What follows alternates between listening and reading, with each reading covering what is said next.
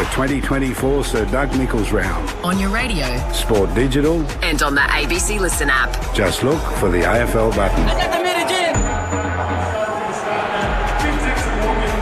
The conclusion to Sir Doug Nicholls Round brings us to Ghana land for the latest chapter in a tale of two rebuilds. This time last year, Guyana belted Wailich Marawa as they surged towards September.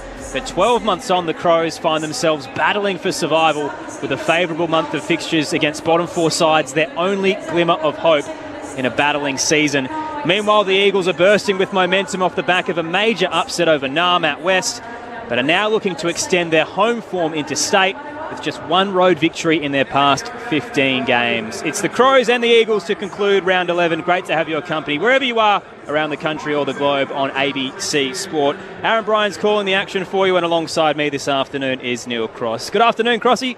Aaron, good to see you. Wonderful to be here. Great afternoon it looks like. Let's see what happens. Interesting you say the Eagles in form. It hasn't happened too often in the last few years, but they've managed to win as many games as Adelaide, which is startling considering where these sides came into the competition this year. The loss of Brisbane, another contender perhaps falls. It opens the way perhaps for the Crows this afternoon if they can grab a win. So Adelaide have won the last four against West Coast, and that includes a 122-point victory in round 13 last year and then a 45-point victory in round 24. So combined 167 last season, but the Eagles have taken some pretty big steps in the past 12 months, and Adelaide feels like they've stagnated a bit. We'll touch on it across the pre-game ahead of bounce down, which is about 30 minutes away. Two experts in the box today, combined 4 premierships between them. We'll start with Rod Jamieson, his 24th year with the ABC. Good to see you, Jamo. Aaron, Crossy, thank you. Yes, how good is this weather here in Adelaide at the moment too? It's almost like being a weatherman in Darwin. You just go 32 degrees for the next 10 days. It's been like that.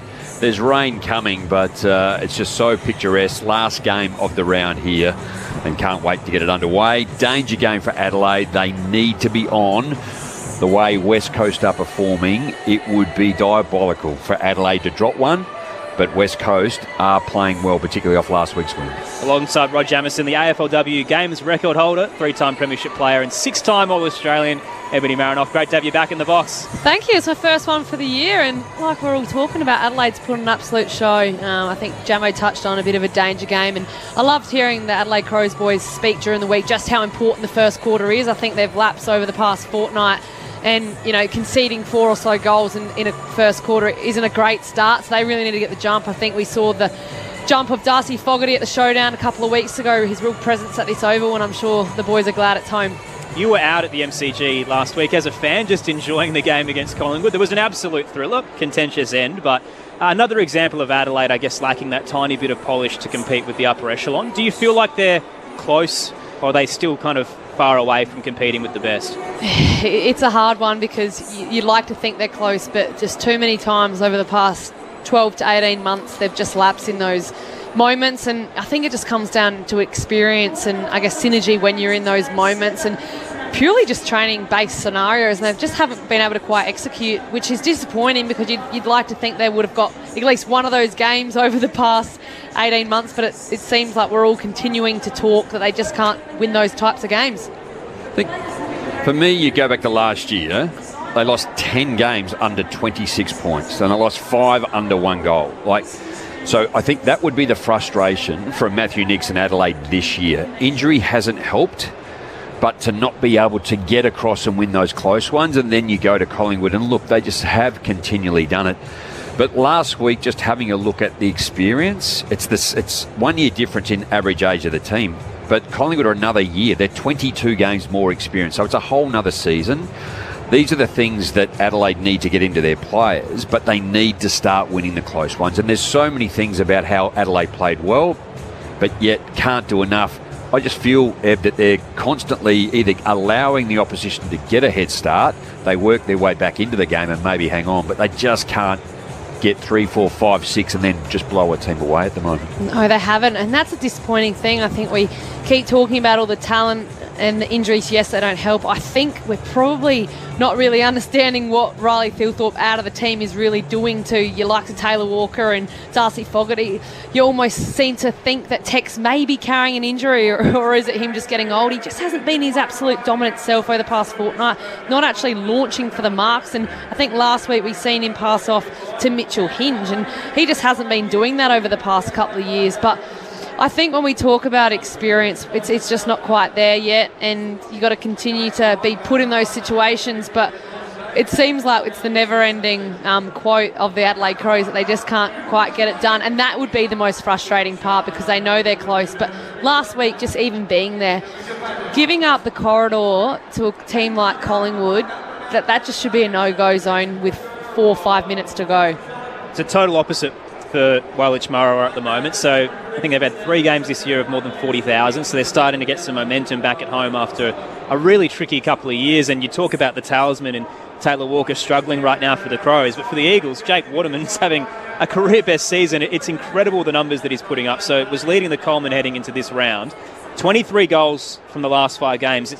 That alone has beaten his career best over a season. So he's already breaking records from a personal perspective, and just a remarkable turnaround. So many Eagles last year missed through injury and personal reasons off the field, and he was one of those. So only played 11 games, had ulcerative colitis, so like inflammation in his stomach.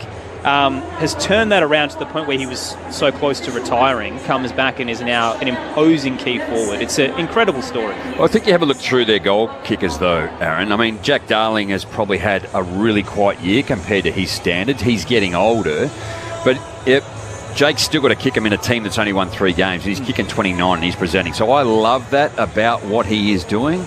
But how on earth do you actually follow the West Coast form? You know, from rounds 1 to 3, they lost by 50, 65 and 76 points. You know, and then in round 5 and 6, they beat Richmond. And then they beat Freo in the Derby. And then they lose their next 3. And then they go and beat Melbourne last week. You just go, where the heck is this coming from? But look, they have got some talent. They've got some players that are long in the tooth now, and we're starting and we're likely to see the end of them. Andrew Gaff, who's not playing today, he's up 276 games.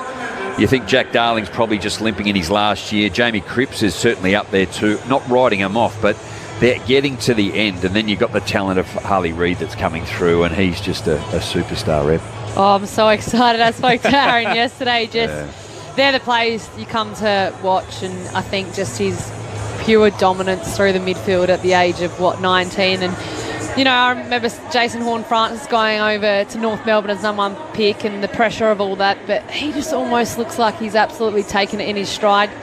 I cringed when he missed that game when they, sent him home to spend time with family because he was in absolute fine form, and then he came back and took a week or so to get back to it. But obviously the right call because, he's come back refreshed and ready, but what an absolute beast. And, to see what he did against Christian Bachaki, he's some talent. And Clayton Oliver too, like 2 of the real bulls of the competition, and he just fended him off, and his speed, and he's just got this swagger about him, and I'm not going to say humility, but he wears it on his chest, but he backs it up well and truly. He's got some speed and bounce and carry, and he just wins the hard footy. And it looks like the West Coast Eagles are really embracing his personality, and you even see moments at the end of the game last week. I think it was Jeremy McGovern with the kids and all that. Like, he looks like he's really settled in at the club, and he's, I guess, found a piece of home about it.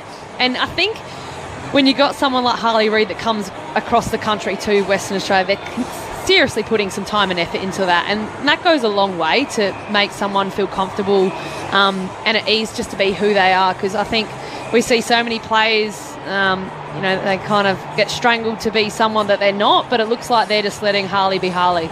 It was really interesting last week. So he spoke to ABC Sport after the victory over Nam and basically said that he went home because he'd missed 3 of his family's birthdays in the space of a couple of weeks, and he'd had his birthday by himself back in Perth, and it was the loneliest and worst birthday he'd ever had. And some can interpret that as saying, gee, he wants to get home. But I guess the context of how he delivered it was basically, look, this is the reason why I went home to visit family, because it's been a really difficult couple of months. But in the way that I kind of interpreted it, it wasn't like a desperate plea to get out of there. It was just an elaboration of the difficult situation that he finds himself. I think clubs are more accommodating for that type of option or opportunity for players to go and spend time, and my view's always been family first, but for birthdays it does sound like a 19-year-old just missing being around family, and if it was a bit more experience he might time it to be better. But look, it hasn't impacted him.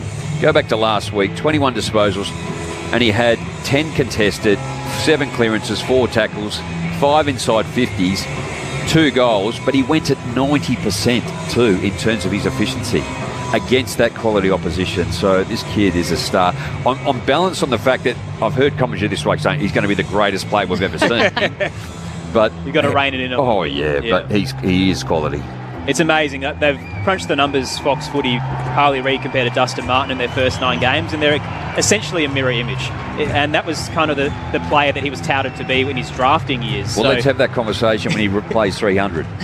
Dusty's 2 weeks away. Yeah, it's incredible already what we're seeing, the glimpses of brilliance from Harley Reid, and it just makes West Coast more watchable again. You know, they've had a really difficult couple of years, banished to kind of that Sunday twilight spot where they'd won 8 of their last 52 games and just weren't watchable. And now he's box office, Harley Reid. He's drawing in neutral fans and everyone's wanting to see what he can do. Well, the injury list across the last couple of years was just unprecedented in terms of West Coast, and then it was all to their quality. I think they had 26 players at one point that had significant injuries and couldn't get on the list, and even half the team in the reserves at West Coast were getting a game, and then they had injuries too, and they were getting belted by 10 goals. So it's been really difficult for Adam Simpson and West Coast for a number of years. If you're just joining us, both teams have run out through a joint banner at the Adelaide Oval on Ghana land. The conclusion to Sir Doug Nicholls' round, it is Goanna the Crows up against Wailach Marawa the Eagles.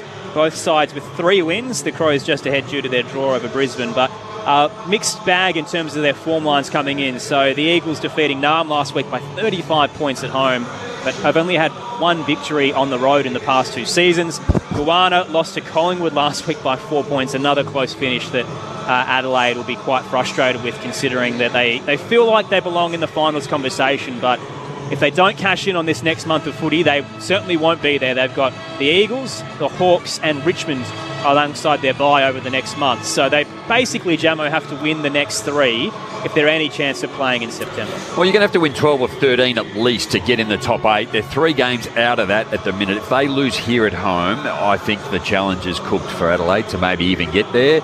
So it keeps it alive, either West Coast, who are 3 wins also, but Adelaide are just ahead with that draw that they had for 2 points. So if they drop here, Reb, I'm going to sit in the box for about an hour after the game.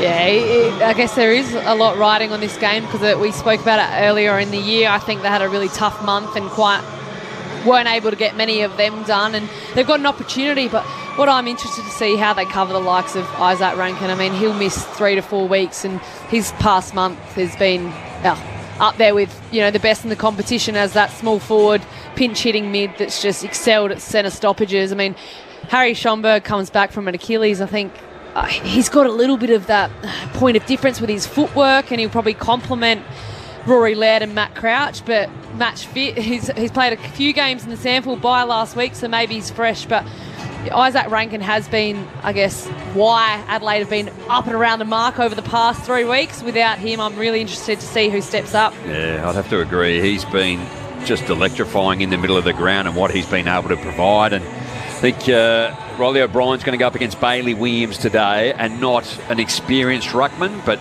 Riley O'Brien hasn't been jumping out of his skin too this year either. He's had minimal, impact on the ground. He hasn't taken too many marks. His strength is getting behind and being able to take those marks in defence or behind the footy.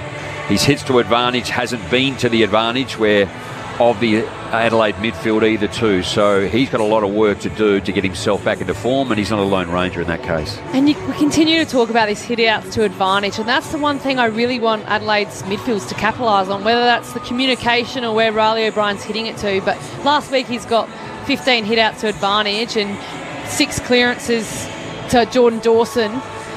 And Isaac Rankin, had the 8, but I just think when you've got 34 hit-outs, 15 hit-outs to advantage, and we've let Nick Dacos have 19 first possessions and 14 clearances himself, and I guess when you look at it, Isaac Rankin had 8 of them last week and Riley O'Brien next best with 5.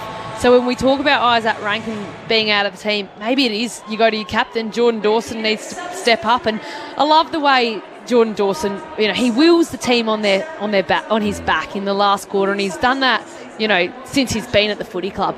But I would just love to see a little bit more consistency across the 4 quarters today, I reckon, over the past couple of weeks, because he is just such that demeanour that he wants to wheel, and he loves to win and grind, that I would just love to see. I think I saw him just grab the team on his back against Brisbane in the last quarter against a draw, but to be able to do that from the first quarter, I'd love to see that from Dawson. And it's clearly the depth that Adelaide are after in terms of, so Rory Laird hasn't had a huge season by his standards either. Rochelli's now going to probably go in and fill up a little bit more time off the back of Isaac Rankin.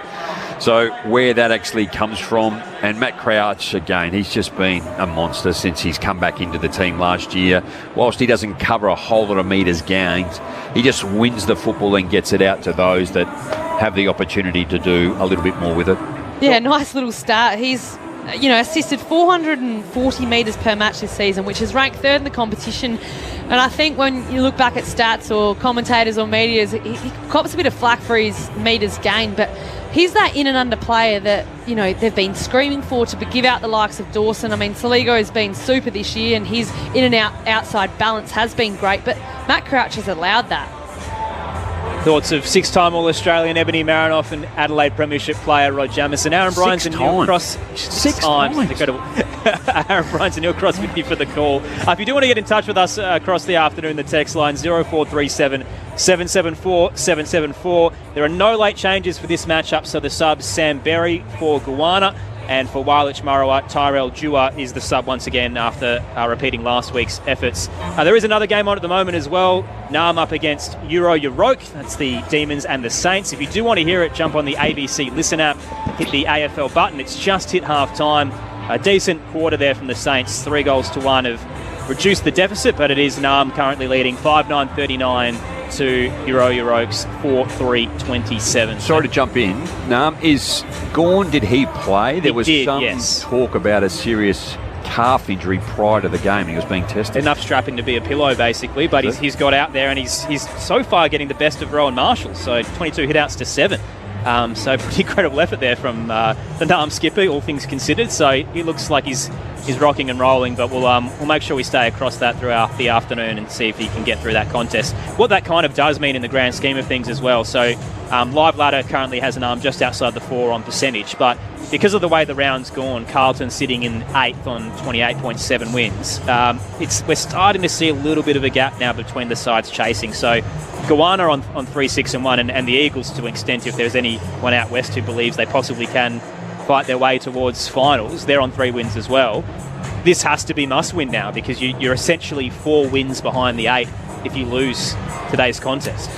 And coming into the round, Adelaide was sitting at 13th, so they've dropped down 1 spot. Hawthorn beating Brisbane today. You're right.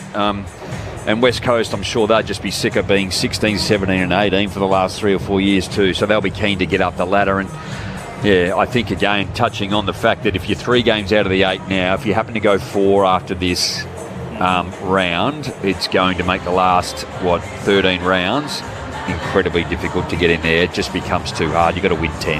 We're starting to do the maths, and we're not even at the bye, but yeah. It's great to see that. I think any team can win on any given day, and sometimes you almost think that's a cliche thing because it's just a matter of fact, but the competition is so even. I think we're seeing superstars in each team just be able to do their thing on a day out, and it really helps and wills teams to win. But when you look at the likes of Harley Reid and Eagles, they've got Dom Sheed, who's still there, experience, they've got Tim Kelly, and one who's been really impressive is Ruben Gibney. I think you almost think that Harley Reid just come in and taken off all the glam to the youth and the talent coming through, but he was likened to be one of the best tall, big body midfielders and can take a strong mark, and these are the types of players that are getting Eagles back on track. It's a funny old one with Jimby. So Adam Simpson's pretty eager to play him on the wing, but every time he's around stoppage and inside the guts, that big body's just imposing. I really like him there. But I think to Ev's point, though, they're starting to build up some quality around that midfield. So, again, if you're going to throw 191 centimetre on the outside, he's clearly got pace. He can kick really well. And if they need to, they can bring him in and under. Just the matchups then become advantage to West Coast. But you're the opposition. You just got to think about who you go with. The conclusion of Sir Doug Nicholls' Indigenous round on Ghana land this afternoon between Guana and Wailech Marawa for round 11 action on ABC Sport. Great to have you with us around the country and around the globe on ABC Radio, Sport Digital and the ABC Listen app. Just having a smoking ceremony downstairs, and we'll join the Welcome to Country in a moment. For those who didn't get to see them last week, both the Crows and the Eagles in their Indigenous Guernseys. So Guana's or Adelaide's was designed by Harley Hall, which is the cousin of Isaac Rankin, so they kind of work together in tandem to design the Guernsey, and it depicts Rankin's story of coming home to South Australia, his boyhood dream for playing with the Crows as well. So there's a Milky Way on it that represents ancestors travelling through the afterlife. There's an orange community symbol which represents Isaac coming home, and it also has the names of all 32 past and present Indigenous players on the back. Unfortunately, Guana only have 2 Indigenous players on their list right now, which is Rankin and Millera, and they're both injured, so they won't have any out there this afternoon, but the players will still don the Guernsey. Meanwhile, for Wailech Marawa, their Guernsey features the Nuglari, which is the wedge-tail eagle. It's surrounded by a map of Western Australia and designed by Loretta Egan, who's a Yamachi artist. She's a lifelong Eagles fan as well, and the niece of Ernie Dingo. So influenced by former club champion Chris Lewis, this Guernsey's got a circle in the centre that represents the Eagles' nest. There's some U-shapes around that, which represents people sitting around the home of the Eagles. And they've got 4 stars as well, which represents the 4 premierships the clubs have won. And there will be a gift exchange as well, which will walk you through closer towards bounce down. Guana up against Wailech Marawa here on Ghana land to conclude round 11. Aaron Bryans, Neil Cross and Ebony Marinoff with you. You just mentioned Chris Lewis. What an absolute star he was for West Coast back in the 90s, and just his ability. Spent a lot of time up forward, went through the midfield occasionally, but incredibly talented. Loved watching him, albeit when I was playing against him, he wasn't. I did find myself watching him sometimes too. 4 Indigenous players out there for Wailech Marawa this afternoon. So Liam Ryan representing the Yamachi people. We've got Tim Kelly for the Noongar tribe. Jermaine Jones out there for the Barkindji people, and also Tyrell Jua, the sub this afternoon in his 3rd game for the Noongar and Wongi tribes as well. So plenty of representation there for Wailech Marawa. Let's head downstairs for the Welcome to Country. Round, and we'd love to welcome Jack Buckskin and the dancers here for the Welcome to Country.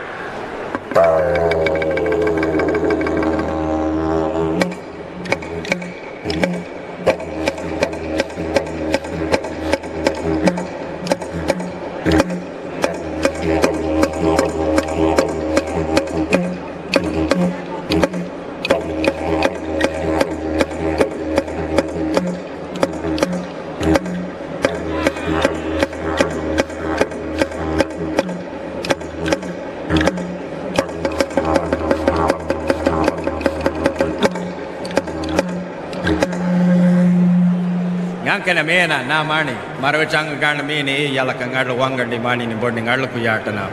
Everybody welcome here today to Tarnaganya, the dreaming place of the big red kangaroo. Maravachangarla Kubukianamini, Yalakangarla Wangandi Mani, and Burning Arlakuyatana. On behalf of Garner people, we take the opportunity to welcome you all on the country. A very special welcome to other Indigenous and Aboriginal people that gather with us today in a spiritual connection in the country, and we welcome you from our ancestors to yours. Enjoy the rest of the game, and on behalf of us, welcome the country.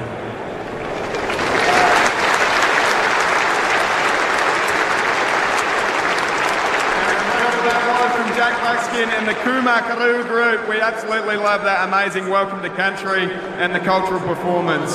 Thank you so much. A great pre-game ceremony ahead of Guana and Wailech Marawa here on Ghana land. The conclusion to round 11 on ABC Sport. Aaron Bryans, Neil Cross, Rod Jamieson and Ebony Marinoff with you for the call. No late changes. Sam Berry is the sub for the Crows and Tyrell Dewar for the Eagles. 0437 774 774 is the text line if you want to get in touch.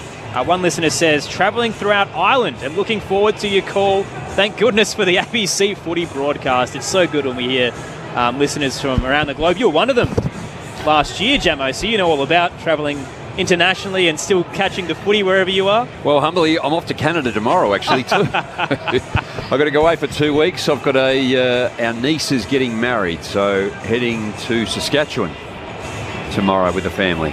Congratulations. Yeah, I'm sure it's going to be a lot of fun. Timing's not ideal, so I'll have a chat to Jade when I get over there, who's getting married. But yeah, missing a couple of weeks of footy, but I'll certainly tune in. So cheerio to everyone around the world that is travelling and listening in. Better than September. I'd rather go now than then. So I'm off to Greece for a wedding. Half your luck. Go away. Go away. Well, look, on current form, Jamo, you may not have to worry about it. So we'll see how we go. I might not be back.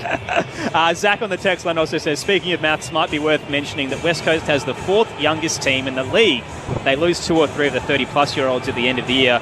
They could go to the youngest. And that's a great point, Zach, that this list is going through a pretty massive rebuild and restructure. And as Jamo kind of alluded to before, there's still a good 5-6 guys on this list that may not be there at the end of this year, if not the end of next year. And it's just this flipping through of talent as they try to find the next generation of West Coast Eagles. Well, when you think too, it's a valid point because experience absolutely matters. And even if you go ahead, and not suggesting, but one Rory has gone, and then if Taylor does exit, actually the average age of the Adelaide is going to drop again, and probably games is going to be, and they're at the lowest, so.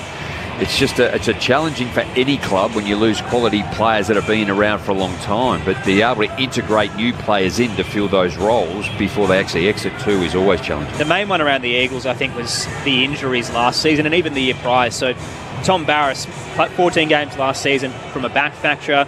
Jermaine Jones only played 13 with an ankle injury. Tom Cole had 12 with an ankle injury. McGovern, 9 with an adductor. So there's a lot of senior guys that weren't there to really mentor the young group coming through, and now we're starting to see that chemistry come to fruition. Well, it's 3 of their key defenders too that you mentioned in there as well. And you see the likes of, I guess, when you speak about experience leaving a team, I mean, you as naturally a young group, that experience helps from communication. I mean, we all played the game that's one of the key parts, and when you take that out, it makes it really difficult to be able to see the game and structurally set up because you just don't have those voices, especially when they're behind the play in the defence. The gift exchange has just occurred in the middle as well. So Guana had a hooked boomerang carved from a mulga tree root, designed by Patrick Ferguson, the Indigenous artist, and the Eagles gifted a Coolamon, which is a carrying vessel that had a painting from Rowan Hodgson on it. Represents both teams coming together under the same sun. And it was great to see Isaac Rankin and Wayne Miller out there alongside Jordan Dawson for it, and then the 4 Indigenous Eagles alongside Liam Duggan as part of that ceremony.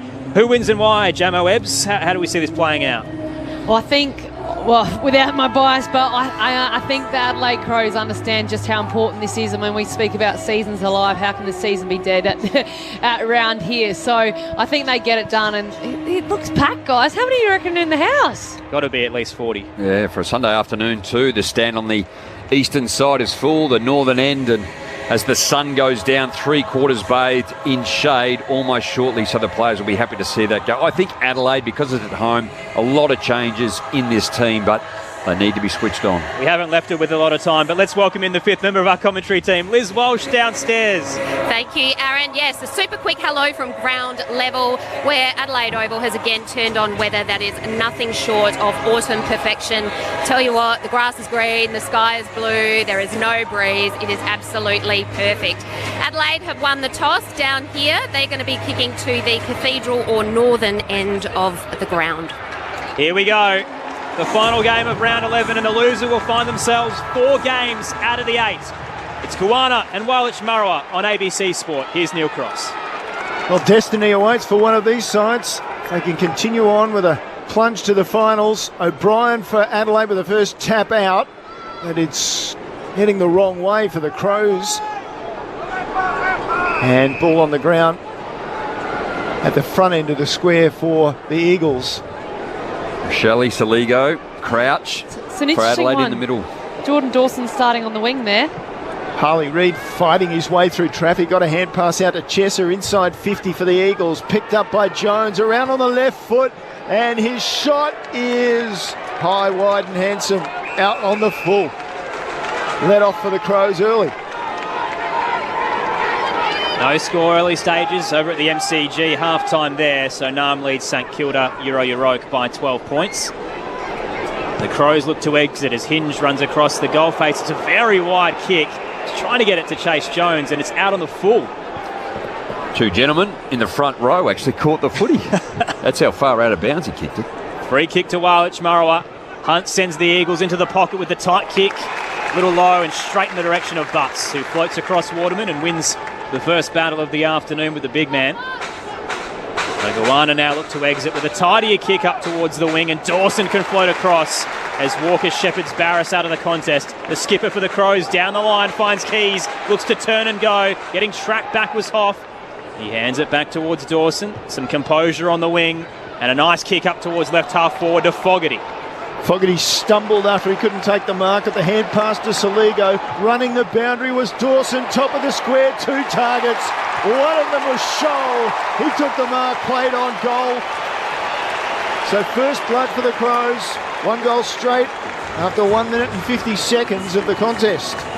Jordan Dawson just involved that handball chain. It looks that Adelaide Crows want to get that ball moving. It looks like Darcy Fogarty in that has looked to hurt his ankle. He's maybe able to tell us a little bit more later, but looks like Adelaide Crows are going with fast ball movement today. Tom Barras on Walker. You called it, Aaron, too. His ability just to allow Jordan Dawson to take that mark, and just the work rate and follow-up. And you touched on it, Eb, in the pre-match, how important Jordan Dawson is, whether it's in the middle of the ground or coming off the half-back. He's just penetrating kick. He does it with ease, and just the ease in which Adelaide were able to hit 2 players over the back. Goanna up first, 1 straight 6. Wailach Marawa yet to score. Sunday footy on ABC Sport. Nice high bounce in the middle. O'Brien got underneath it. Williams flew across the top and got his own crumb as well. Clearance goes the way of the Eagles. Booming kick that bounces in the path of Waterman, trying to get away from Butts. He taps it to his advantage. Butts wins out though, ripped it away and is set upon by a couple of Eagles. We'll get a ball up. Right forward pocket about 35 out. We'll check in on Darcy Fogarty in a moment with Liz Walsh as well. It's a good match-up, actually. Waterman, Jordan Butts. Tossed in the air. O'Brien tried to take it out on the bounce. Fumbled a little bit, as did Hinge, and Hunt sandwiched by a couple of Crows. Spilled out to Jones, who jams it out of there. Tumbling footy to the broadcast wing. Head over it, and trying to gather was Duggan. He's wrapped up in a quick tackle. Gives us some time to head down to Liz. Yeah, Darcy Fogarty came straight from the ground, straight onto the doctor's bench, and it looks to be a concern with his right knee. I'm keeping a close eye on him. It was like 2 minutes into the game. So out of that ruck contest, we'll get a secondary ball up. Burgess taking the deepest forward role for the Crows in place of Fogarty. O'Brien got rid of his man Bailey Williams and took the ball to ground. Umpire called play on. No, he called holding the ball. It came out to Hunt, but the umpire had already decided it was a free kick. And it'll go to Jinby, the young, big left footer. And he looks forward. He's at right half forward and he sends it long to the River Torrens end of the ground. Waterman goes up, ball punch to the front. Crouch with a hand pass to Jones for the Crows. Crouch has to follow up. Got a hand pass out again towards the boundary line. Smith carries it over. Throw in. Crows by 6 points through 4 minutes of this contest. Jinby, Kelly, Reid. It's the makings of a seriously good midfield. Where does Yo fit in it, Jamo? Does he go to Adelaide? Toss back in. Williams wins it down looking to Dawson. Got a handball up the skipper. Found Keys, then O'Brien. Thrust it with a hat kick for the Crows and only found Rotham. Just add to the commentary and say yes. To which side? He's sitting on the fence. Rotham for the Eagles into the pocket. Floating across, O'Brien taps it down towards the fencing. Did you make anything of that, Jamo? Elliot Yo to the Crows on a 3-year deal? Oh, no.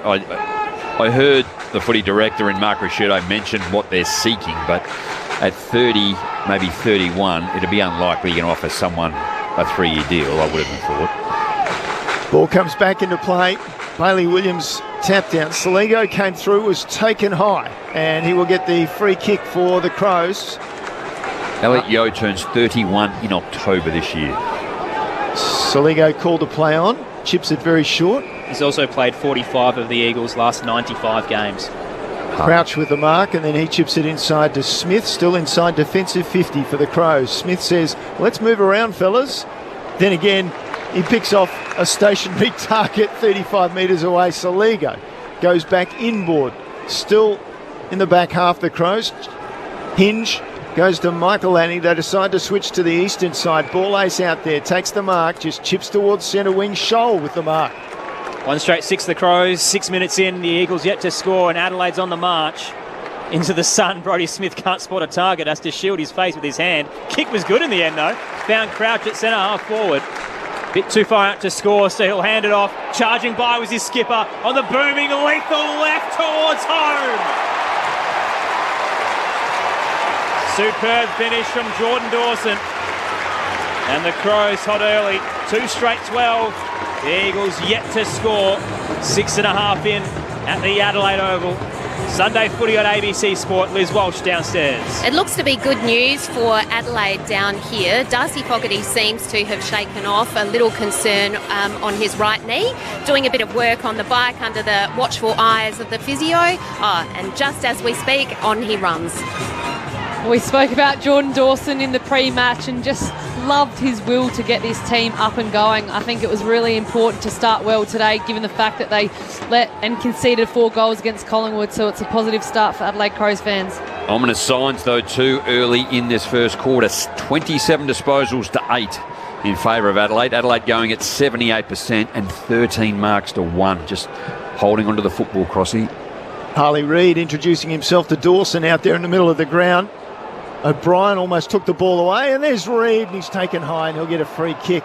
He kept down low, and Saligo took him high. So Reid for the Eagles plays on with a hand pass to McGovern, and McGovern just puts the punt about 25 from goal. Marek was up, off hands, and then coming through Scholl. He's doing it at both ends. Takes it away for Adelaide out of defence, and towards, as it is, a battle with Hoff and Murphy. Murphy got it out. Hunt came the other way for the Eagles, just handballed it inside 50. Tried to get it towards Kelly, flung it out in the tackle. Incorrect disposal, and a free kick to go to Guana. Luke Nankervis. He's got a big fan in the commentary box, Ebony Marinoff. Loves the work of the youngster. On the 45 to Jones, and now Cook.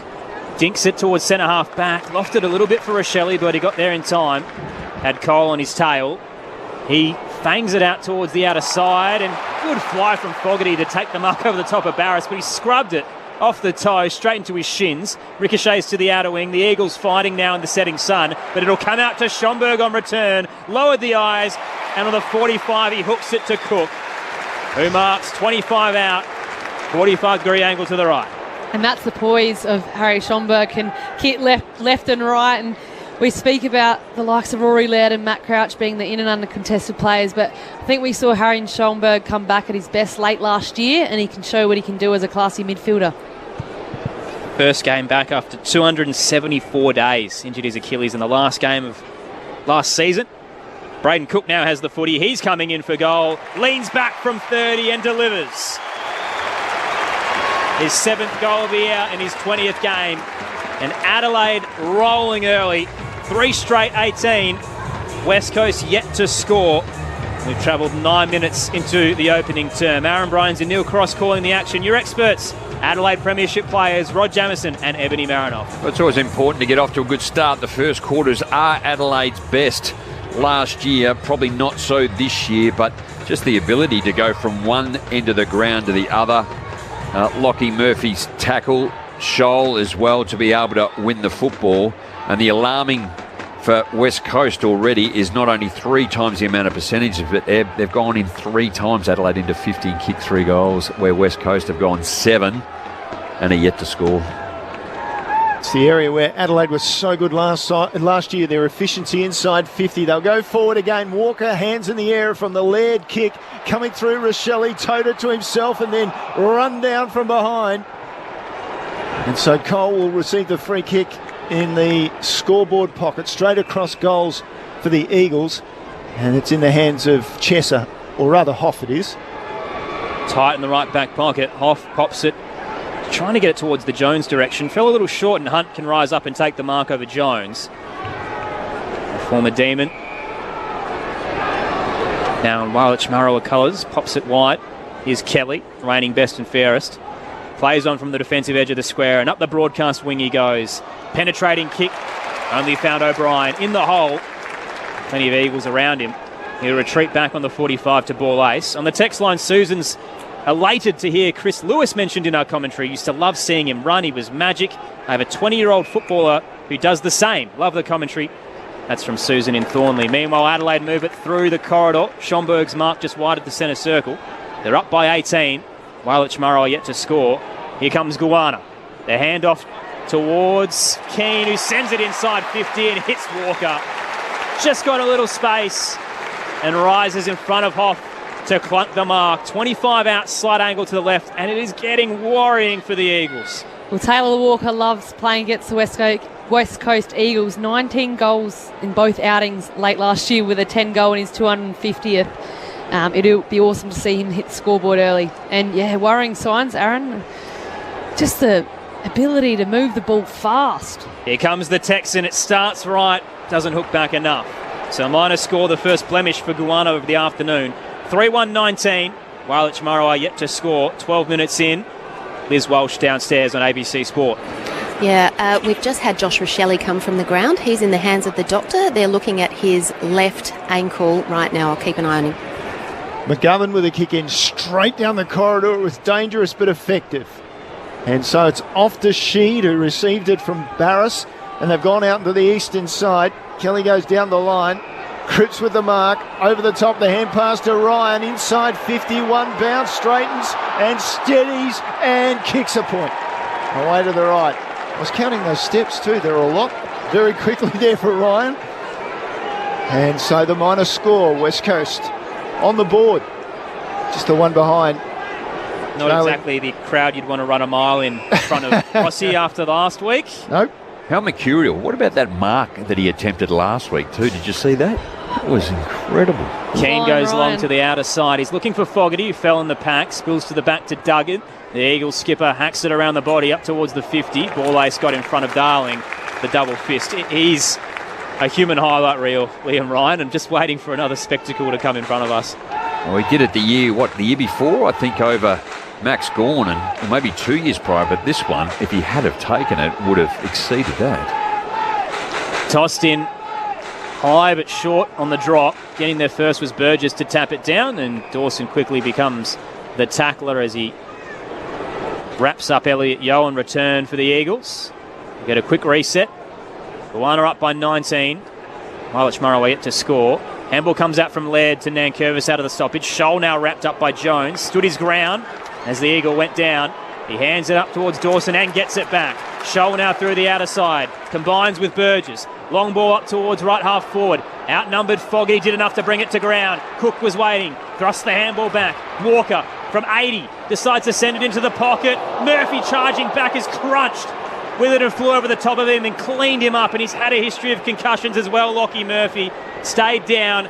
Meanwhile, play continues. The switch is on for Wailach Marrowa towards the broadcast wing. Hoff left it behind. Quick tackle laid by Cripps.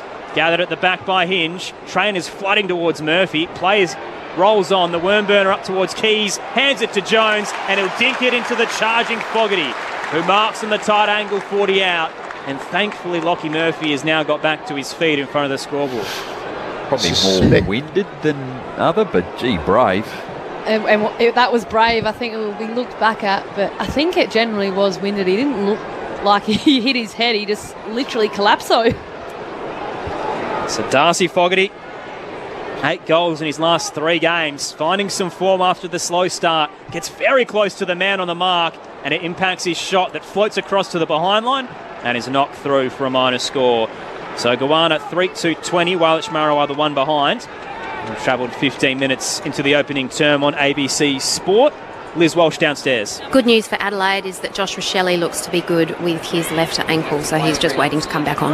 Was that a little unusual then? When Darcy Fogarty was kicking in, the umpire was running in behind him. Eagles kicked it out to the eastern side, and Walker's got the ball in his hands after a little chip by Burgess straight to him. So Walker, 45 from goal, 45-degree angle, tucks the mouth guard away, leans over the ball, and he's very confident of making the distance. It'll be a question of accuracy. In he comes, sets it high, and he was happy with that, and he should be too.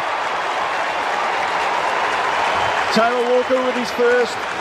Remembering last season, he got 6 Brownlow votes across the 2 matches against West Coast with 10 goals and 9 goals, and he starts off pretty well this afternoon.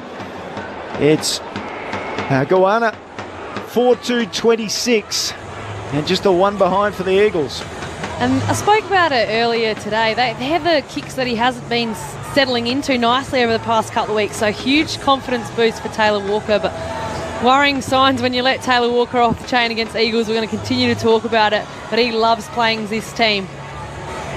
Just the way that Adelaide are moving the football, they look clean. I think at the moment West Coast are just trying to cover ground, and in doing so there's too much space. So Adelaide are clean both by hand, by foot, going at 77% disposal efficiency. West Coast have lifted theirs from 28 to 65, but still find themselves with only 50% of the footy. Goanna by 25 points and receiving a blocking free in the middle. So Burgess will hand it to Laird and will send the Crows straight back inside 50. Walker was the target, had 2 to beat. The Eagles win out.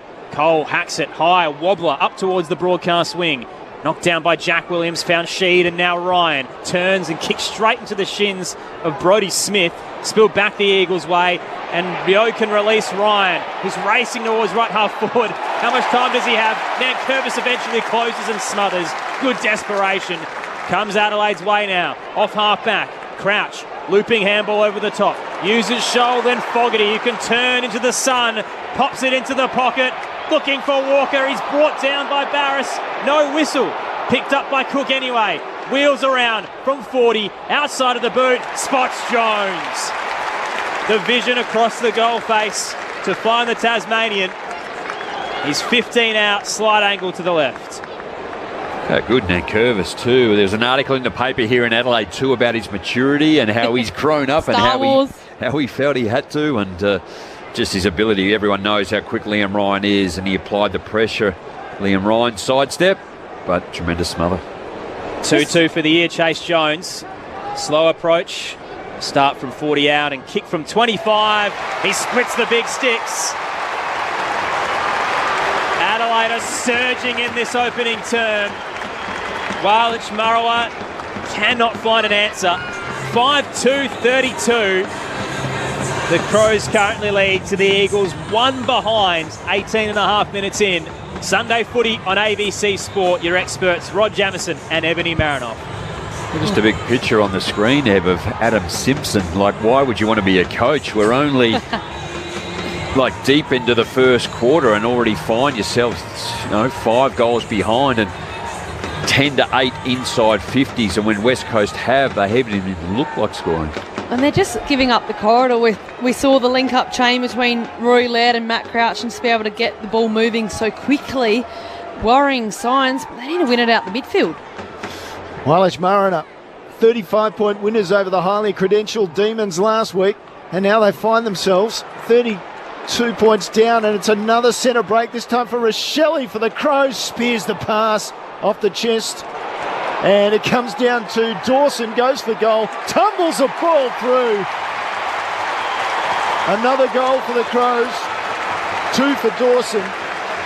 And to say they're on fire is an understatement. They are just absolutely clinically tearing apart Wailech Marawa. It is the Crows 6-2-38 and the Eagles just the one behind. 19 minutes in. We aren't even into time on in the opening quarter, and the lead for the Crows is 37 points. Well, we speak about the talent, Crossy, that West Coast have on their team. Elliot Yeo has not even touched the footy. Waterman's on the bench. Darling hasn't touched it. Then you go to Jack Williams, also he's had one. Then you work your way up. Tim Kelly has only had the one. Jinby the one. Harley Reid 2. Cripps with 1. So just the quality in the West Coast midfield and their key forwards just aren't getting their hands on the footy. 37-point lead to Goanna. Round 13 last year, they defeated the Eagles by 122, and it's looking like we could head that way. Out of the middle, a bit of a fumble from Michael Annie, but does enough to regather, and then hands it back to Crouch through the Logo broadcast side. His kick hits Cook. Out in front of McGovern rather. Takes the mark in front of the benches. And the youngster for the Crows faked going wide to Crouch. McGovern took the bait, stepped off his line when he was told to stand, and a 50-metre penalty will go against Wailech Marawa.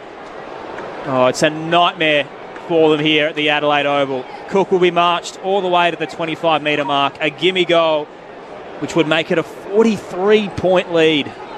With still 7 minutes remaining in this first quarter. It's a player we probably don't hear about too often, but Braden Cook's nearly played every game this year, and just a point of difference in the forward half. I think it's allowed Josh Rochelle to play a bit more midfield for today, and Isaac Rankin over the past month or so. It's the likes of Braden Cook finally starting to find some confidence at AFL level. Cook trots in and delivers at the northern end. He's got 2 for the afternoon. And Adelaide eyeing off a massive percentage boost. Goanna lead by 43 points over Wailech Marawa. 7-2-45 to the Eagles. 1 behind. Time on in the opening term. Combined 167 points from their 2 victories over this side last year. Gee, it's looking worrying early. The Crows, just going back through their record books, so the win over the Eagles last year was their 9th highest in history. And there's a chance we could pass it this afternoon. Yeah, already early in the first quarter, we're talking about what might be. Told you it was a lucky hat. Ring it. So the Crows with 7 goals on the board. They put 27 on the board in this corresponding match last season. Out of the middle, Saligo just sockers it away from the contest. Out to this broadcast wing. Keys flipped the hand pass up to Jones. Over the top he went to Rochelle, who just turns onto the left foot, 25 from goal, pops it, ball comes to ground with it and slipped it to McGovern. Then Kelly was involved, thought he was taken high, and the umpire didn't call it. The tackle came on Barris, and the umpire says, ball it up. It's just to the left of the goalposts and only about 15 metres out. So it goes in the air.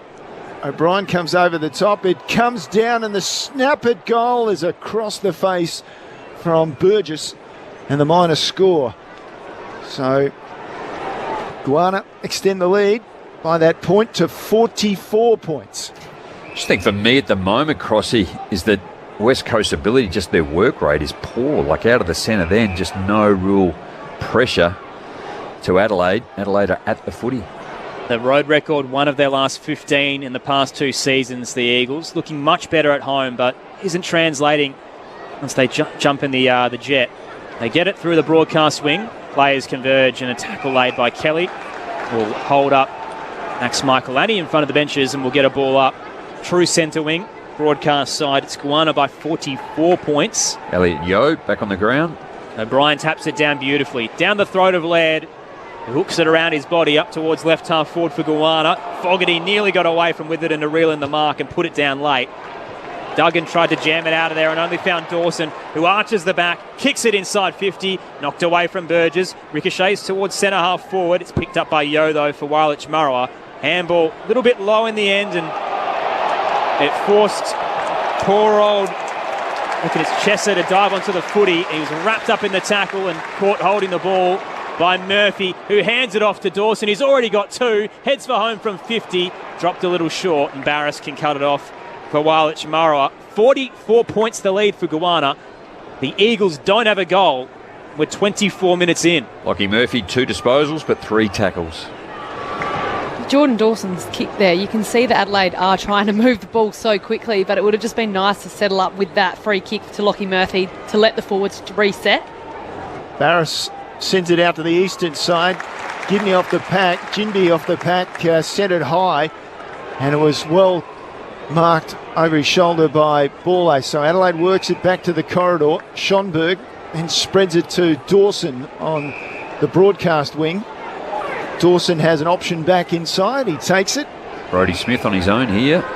Murphy with the mark. Murphy goes short to Smith, or he showed too much of it. It's knocked away, but Adelaide has the backup. No, turnover almost. Now it is Nankervis. He's caught in a tackle, slipped the ball wide. Yo intercepted for the Eagles, gave it to Kelly. He coughed it up straight away. Laird breaks through half forward for the Crows. Into the pocket, Barris. Mark of the year contender, got a big sit and took a lovely mark. He's a good defender, isn't he, too? Maybe just over the top of Rochelle, was it too, that made it look a little higher? Booming kick towards right half back. Nankervis rose above the pack and nearly claimed it. Fights anyway at ground level. Got a handball out towards Dawson for Goanna. Flirts with the boundary line as he heads wide to Walker, who slides in and takes it close to the paint. Wheels around, got some space on Duggan. Didn't even bother to chase him. Kick to the top of the goal square. Jimby got a hand in for the Eagles. Hands it off to Cole and then spots Duggan, who marks uncontested right back pocket. Got a bit of afters from the Texan, but no penalty there as he pops it short. Hits up Brady Hoff. So the Crows won one of their last 6 at home, but very confident here early as they're up by 44. The Eagles have lost their last 6 matches here by an average margin of 62. Oh, what a quarter, Jordan Dawson. This is disposal number 12. Hoff went to the broadcast wing and he cuts it off above Ryan. High ball from the skipper. Fogarty's his target, knocked away. Front and square was Keys. Shrugs the tackle, gets it back to the Fog, who snaps around the body. Doesn't quite have the angle. Sits up on the behind line, back with the flight. Scholl nearly claimed it. Just popped out of his grasp and through for a minor score. Extends Goanna's lead to 45 points. 7-4, 46-1 behind. Eagles fans, get in touch. 0437 774 774. I think it's going to be a long afternoon. We'd love to hear from you. 18-8 inside 50s to Adelaide in this first quarter. There's an easy mark there by Hunt. Goes through his hands and out of bounds on the halfback line for West Coast. 1,000 metres versus 1,839 metres gained in favour of Adelaide. So ball thrown back into play. Bailey Williams comes over the top of O'Brien. Down to Reid, barely mentioned him. Reid cuts his way across the centre square, heads out to the eastern side. Good kick, finds Jones on the logo. He goes down to half forward. Good spot up to Marek. Marek with a mark. Now comes inside and plays on. Goes into the pocket from behind. It was knocked away. Saligo took the crumb off the Scholl for the Crows, and then Scholl in short found Keane.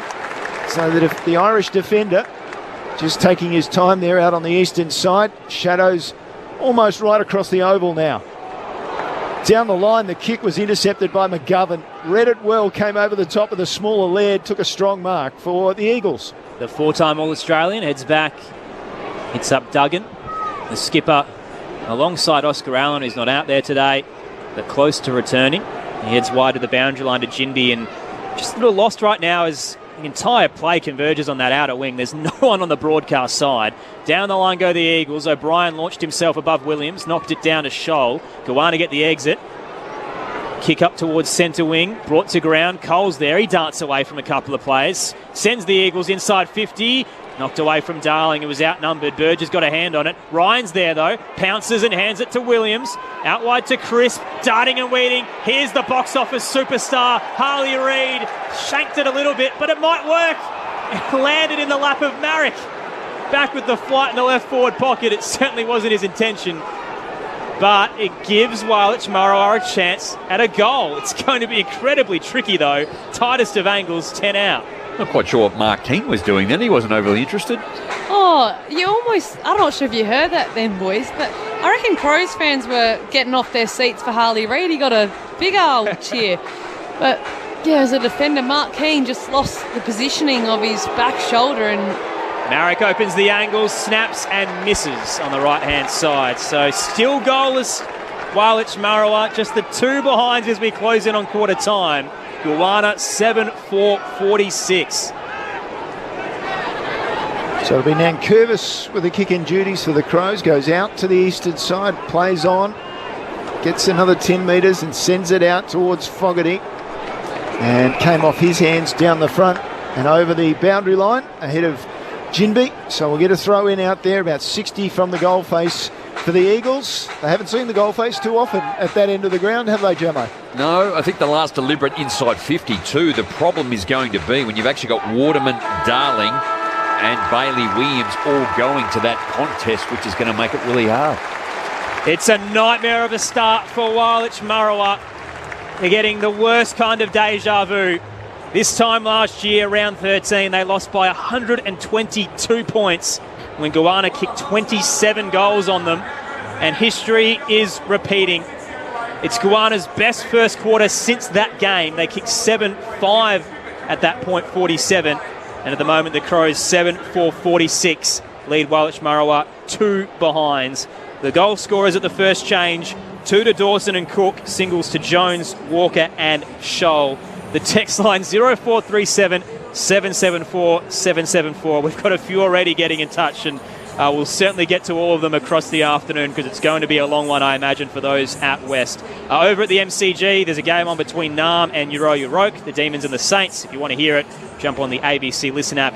Naarm currently lead by 29 points, closing in on three-quarter time. Wherever you're listening around the country or the globe, on ABC Radio, Sport Digital and the ABC Listen app, this is Sunday Footy on ABC Sport. Oh, mornings. Will Anderson, you've been targeted. It's too early for advertising. Skip. The adverts are in your home. Spam on my fridge now? No. Unsubscribe. You're being influenced. I don't want any of this. Are you listening to me? When the whole world's gone ad. Oh, we're listening. Thank goodness there's Gruen.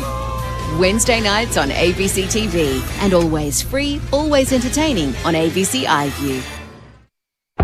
The 2024 Sir Doug Nicholls Round. On your radio. Sport Digital. And on the ABC Listen app. The final game of round 11, and the loser will find themselves 4 games out of the 8. It's Goanna and Wailech Marawa on ABC Sport. Fogarty stumbled after he couldn't take the mark at the hand pass to Saligo. Running the boundary was Dawson, top of the square, 2 targets. One of them was Scholl. He took the mark, played on goal. So first blood for the Crows. Darcy Fogarty came straight from the ground, straight onto the doctor's bench, and it looks to be a concern with his right knee. I'm keeping a close eye on him. Into the sun, Brodie Smith can't spot a target, has to shield his face with his hand. Kick was good in the end though.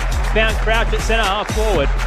Bit too far out to score, so he'll hand it off. Charging by with his skipper on the booming lethal left towards home. Superb finish from Jordan Dawson. And the Crows hot early, but it'll come out to Schomburg on return. Lowered the eyes, and on the 45 he hooks it to Cook, who marks 25 out. 45-degree angle to the right. Braden Cook now has the footy. He's coming in for goal. Leans back from 30 and delivers. Picked up by Cook anyway. Wheels around from 40. Outside of the boot. Spots Jones. The vision across the goal face to find the Tasmanian. Start from 40 out and kick from 25. He splits the big sticks. Adelaide are surging in this opening term. Wailech Marawa cannot find an answer. It's another centre break, this time for Rochelle for the Crows. Spears the pass off the chest. And it comes down to Dawson, goes for goal, tumbles the ball through. Another goal for the Crows, 2 for Dawson. And to say they're on fire is an understatement. They are just absolutely clinically tearing apart Wailech Marawa. Takes the mark in front of the benches. And the youngster for the Crows faked going wide to Crouch. McGovern took the bait, stepped off his line and was told to stand. and a 50-metre penalty will go against Wailach Marawa. Cook trots in and delivers at the northern end. He's got 2 for the afternoon. Adelaide eyeing off a massive percentage boost.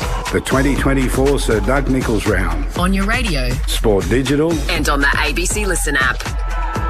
History is repeating in the worst possible way for Wailach Marawa. This time last year they lost by 122 points, and already they're down by 44 at quarter time and yet to kick a goal. Goanna steamrolling in the opening stages. 7-4-46 to 2 behinds. The first goalless quarter for the Eagles since round 12 of last year against Collingwood.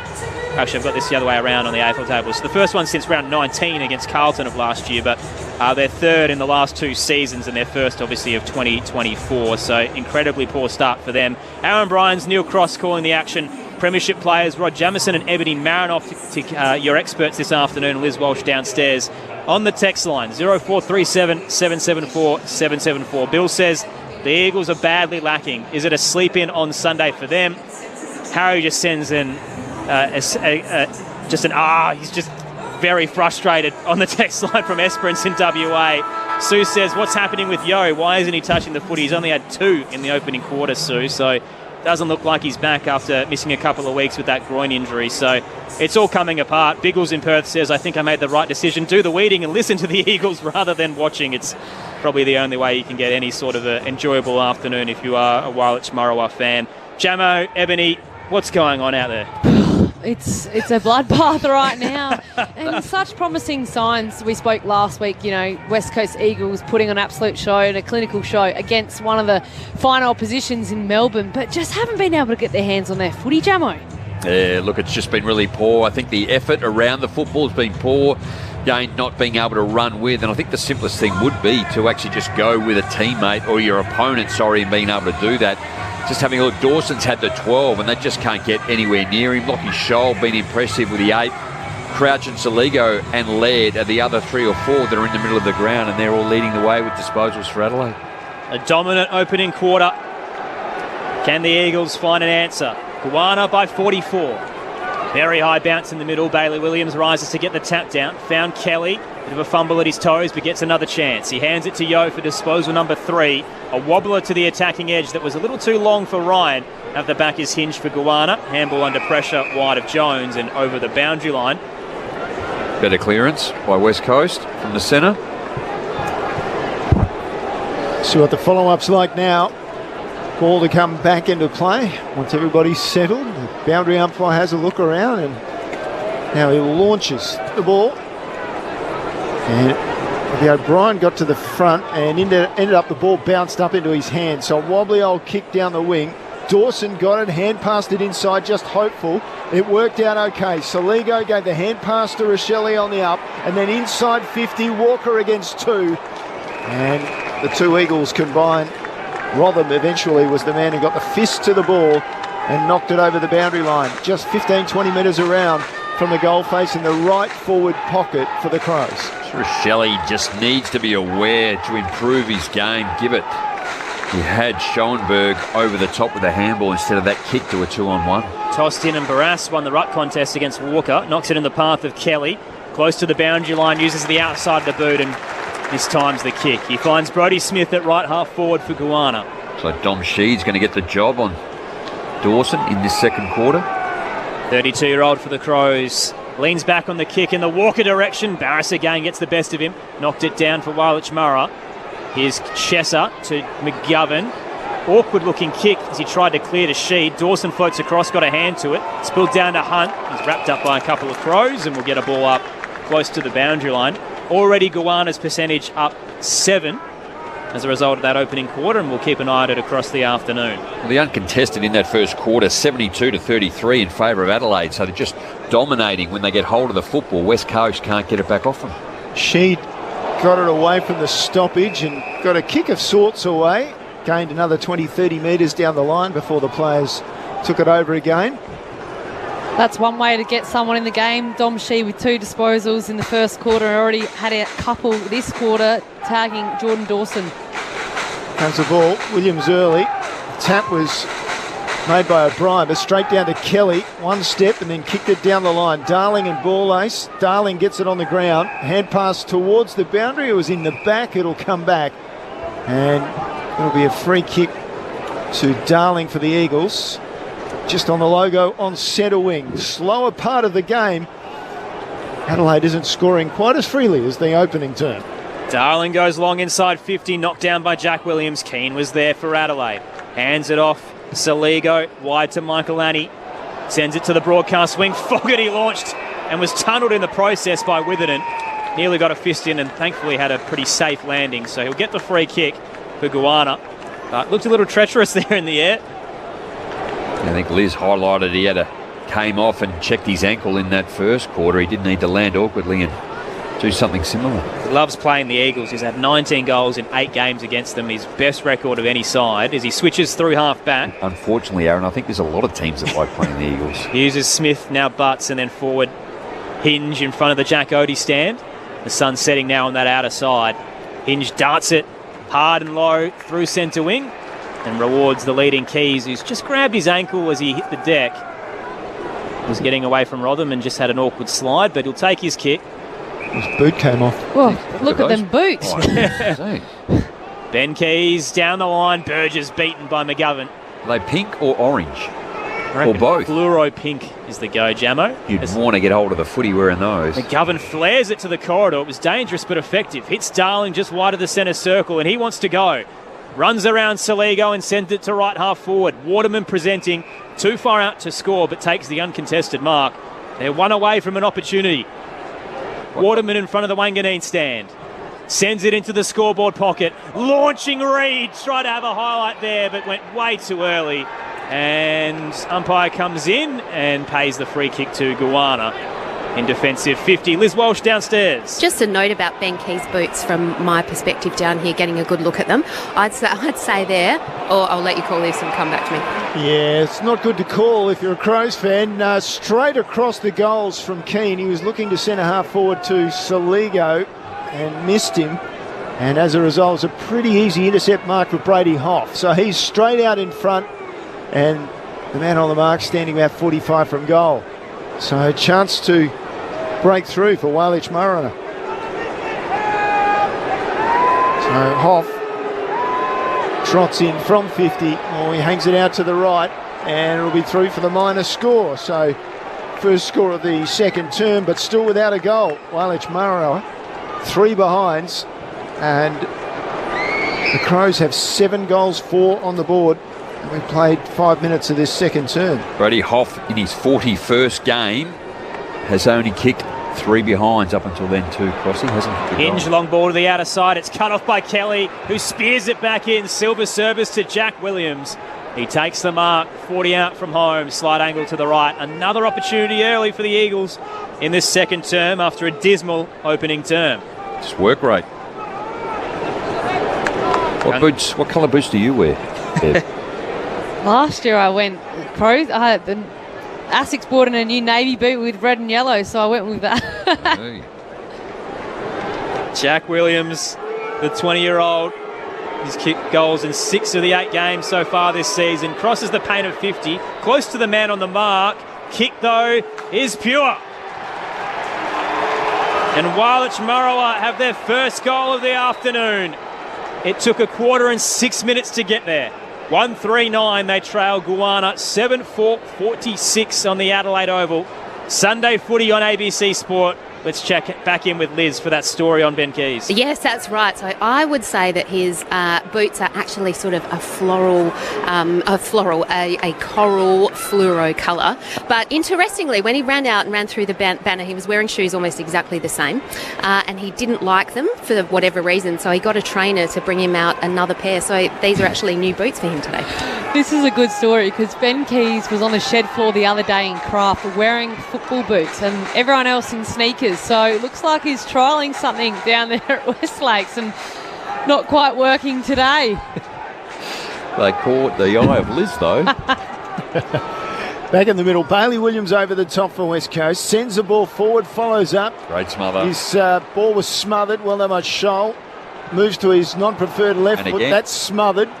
Well done by Chesser in there for the Eagles. Now he follows up with a tackle. Ball on the ground and Waterman taken high by Scholl, who followed up chasing the ball. It's 48 from goal. It's over there about 10 metres in from the boundary on the eastern side of the ground. And as I said, just inside the forward 50 for the Eagles. And Waterman, who's been so good this season, he has 29 goals, 11 coming into this match. Well, they're starting to win the footy, though, Crossy. That's what they've been able to do. They were able to get in the first quarter, get themselves into the game, winning their contested football.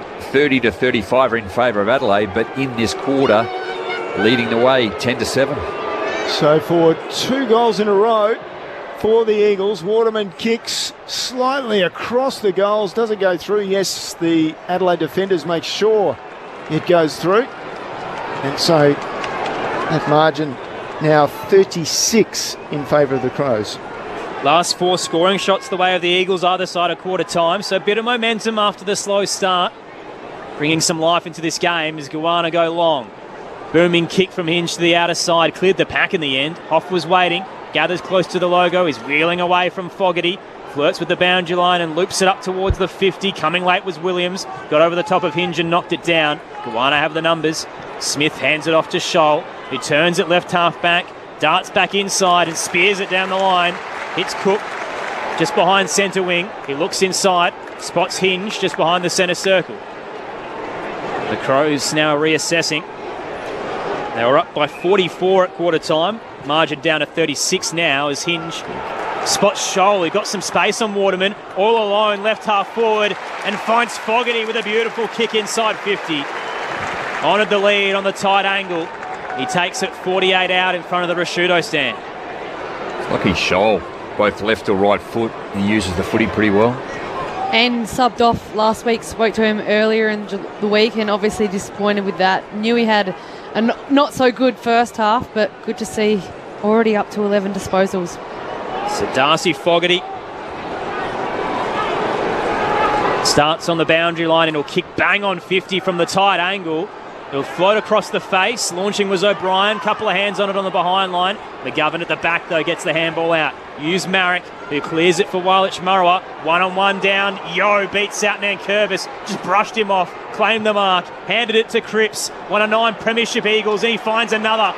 Up to half forward. Hits Darling. Empty goal square if he wants to go for it. Runs around. Low. Hard from 55. Racing back. Keane got there on the last line. It was just that slight hesitation from Darling enabled Goanna to get back. So no score. 10 minutes into the second term, it's Goanna leading by 36 inside defensive 50. They have the footy. What I loved about that entry too by the West Coast, it was ball ace on Darling, and the Jamie Cripps kick actually went to his advantage, and ball ace had no chance, albeit it wasn't evident that West Coast were going to win the footy. So Adelaide with a couple of exit kicks. Nankervis finished with it, played on, went out towards centre wing. His kick astray and eventually over the boundary line, just slightly ahead of centre wing for the Eagles on the eastern side of the Adelaide Oval, which is now all in shadow as the sun sinks. Some of those spectators high up in the stands over there still shading the eyes from the stoppage. Comes back to Scholl from Matt Crouch. He goes with a left foot down the line, and Barris comes across. Oh, he spilled the mark. He had it 3 times and then dropped it. Murphy with a hand pass forward for the Crows. Rochelle with the ball, a look away to Walker on the boundary line, steps around 2 and then goes with a right foot snap. Oh, that would have been fantastic if it had gone through for the goal. He just showed the ball twice on his left foot, sold the dummy and then went to the right foot for the snap and the minus score. 37 is the advantage of the Crows. 7-5 plays 1-4. That wouldn't have been an amazing goal had he kicked that. McGovern finds Jimby on the broadcast wing to exit. Down the line he goes. Reid up against O'Brien. Nearly beat him at the ball drop. He's tackled high by Michael Annie. And the next big thing has it. Just behind left half forward. Reid motors around up towards the 50. Beautiful entry into the left forward pocket. It was perfectly weighted to Jamie Cripps, who falls back with the footy on the tight angle. Bang on the boundary line, about 8 out. First touch, Harley Reid, 12 and a bit minutes into this second quarter. Only 5 for the game. Jamie Cripps takes a couple of steps as he opens the angle and snaps truly. And Wailach Marawa have consecutive goals. They're up 2-4-16 to Goanna's 7-5-47. 12 minutes into the second term. And the Eagles finding a bit of life in Adelaide. Great to have you with us on ABC Sport. Aaron Bryans, Neil Cross, Crows Premiership player Rod Jamieson, and six-time All-Australian Ebony Marinoff with 6. That's just the nervous with Max Michaelini. He's got the ability to just lay that tackle, and Harley Reid just being so aggressive and bursting from stoppage. He caught him high, but God, he's got great foot skills for someone that's just come into the competition to lace out Jamie Cripps. God, he's impressive, but like Jamo said, a little bit quieter today. Tim Kelly started this quarter well. He's got 4. Jerry McGovern 2 deep in defence with his 4, and Jamie Cripps, we know, can carry the football, has had a couple. Out of the middle, it's Saligo, bursts through a couple of attempted tackles, 2 bounces, front end of the square, didn't quite get the kick away. He was run down brilliantly by Chesser, who wasn't giving up on the chase. Now he goes out to the eastern side with his kick. He's looking for Yo. Ball goes over the back. Michael Annie picks it up. Inside to Keys with the mark. Then Crouch with a hand pass. He flips it over the top to Smith. Long 25-metre hand pass from Chase Jones. Right half forward. Looks for Cook. Top of the square. Comes from behind. Gets it to the front. And then Saligo dribbles it through for the goal. Well, after West Coast had tried so hard at the start of this quarter, they kicked 2 goals, 2 with only a 1 behind from the Crows. But in the end, that was almost a training drill in some ways. The Crows get another one. They move along to 8-5-53. And the Eagles 2-4-16 after 14 minutes of the second term on ABC Sport. Jake Saligo just making up for his holding the ball a little bit earlier to that contest. Just the ability to win the ground ball. Jake Saligo's been so impressive this year with his ground ball gets and contested, and a great flight and a read. Just from a crumb, work rate, the ability to get back inside 50. Campbell Chesser's effort too to run him down. He'd had 2 or 3 bounces. That's what was missing from West Coast in that first quarter, albeit did the hard work, but were unable to go back the other way and get some reward for it. So back to a 37-point lead for Goanna. In the middle, Burgess battles with Williams. The ladder wins out for the Eagles. Down towards Kelly. He gets it back, the youngster. Jack Williams wrapped up by Laird. Hit the deck. Knocked the footy out. Crowd isn't happy. Won't matter because Goanna get the ball anyway. Paddled forward by Saligo. Was looking for Scholl. Beaten to it by Kelly, but Scholl kept fighting. Lays the tackle. Turns it over. Laird races into the 50 and kicked it straight into Rotham. Ricochets up and down to Cook. He can hand it to Laird, who's driven into the deck. Falling forward by Yo. About 40 out. We'll get a ball up over at the MCG. Nam leads Euro Europe by 48 points final term there, so can lock away another win to Nam. Tossed up. Burgess won it down to Walker. Fumble. Pushing through Jack Williams. Flung out by Walker. He literally threw it to Crouch. Umpire couldn't see in the congestion. Cut off by McGovern though. Gets it to Duggan in defensive 50, the Eagles, and smart exit to Jimby right on the paint of 50 broadcast side. Just 2 tackles on that occasion where players do the 360 on them, don't want to drop them, but probably on both occasions they haven't disposed of the football. Chinby back to Duggan and then Barris, and then across the goals again, back onto this broadcast side to McGovern, who was astray with his kick, and Keys came through with the intercept mark. Chinby took him to ground. Umpire said, no, that's a mark. Go back and take your kick from 45 out. Slightly to the right of the goal face. Ben Keys. Can he make this distance, boys? I think it's just on it, isn't it, too? He's going to probably have to kick from about 50 or just inside that, but he's going all the way back. We've seen an experienced player in Brodie Smith at one end, or was it Mark Keane, actually, go to the middle of the ground, turn it over. West Coast had a shot, and Jerry McGovern do the same. He goes, Keys darts to his left and then makes the distance comfortably. Oh, ye of little faith. Little faith or rorting the stand rule? I'm not sure about that. If you told me he was cutting the angles and arcing that, maybe. It was all very legal. Ben Keys has the goal. And it's 9 goals, 5.59 on the board for Goanna. And Walichimaroa are just 2-4-16. 17 minutes into the second term. Well, it's taken a little while for Adelaide to get on the ball, but 2 consecutive goals. 2-1 in this quarter to West Coast 2-2, when West Coast won a bit of the arm wrestle in the first part of this quarter. But what do we got? 7 goal scorers to Adelaide, with just the 2 individuals to West Coast. I thought you nailed it, Ebbs. You knew mentally where he was at, and he didn't have any confidence, so he ran around and drilled it. Excellent insights from the games record holder in the AFLW. And 6-time All-Australian. In the middle, it's tapped the way of Jimby, who's wrapped up quickly by Burgess. So the margin, if you are just joining us, 43 points the way of Goanna. They're up by 44 at quarter time. We've seen some flashes from Walichimaroa, but not consistent enough. Out of the stoppage, Hunt hacked it towards half forward, cut off by Adelaide. Cook now through the broadcast wing, drilled it towards Fogarty, fisted away from him, ricochets to Cole. The Eagles now, low handball to Cripps. Duggan rather close to the boundary line, who tried his best to keep it in the field of play down to Jones, but couldn't quite work the angle out, off balance, and has kicked it out on the full. How is the body, Eb? Is this your 9th season, this will be? 9th pre-season, yeah. I know I'm getting old. You're always the first to start as well. You're there 2 months early. You look like you're 23. Thank you. Burgess down the line of Fogarty. He outmarks his opponent, getting past Cole, and then sends it up towards right half forward to Walker. May have been clipped by Barris. Certainly sold it, but he takes the contested mark anyway. Congested forward line. Bit too far out to score, you'd think, for the Texan. Down to the mark's about 60, so he'll go back. Defensive 45 into the centre square.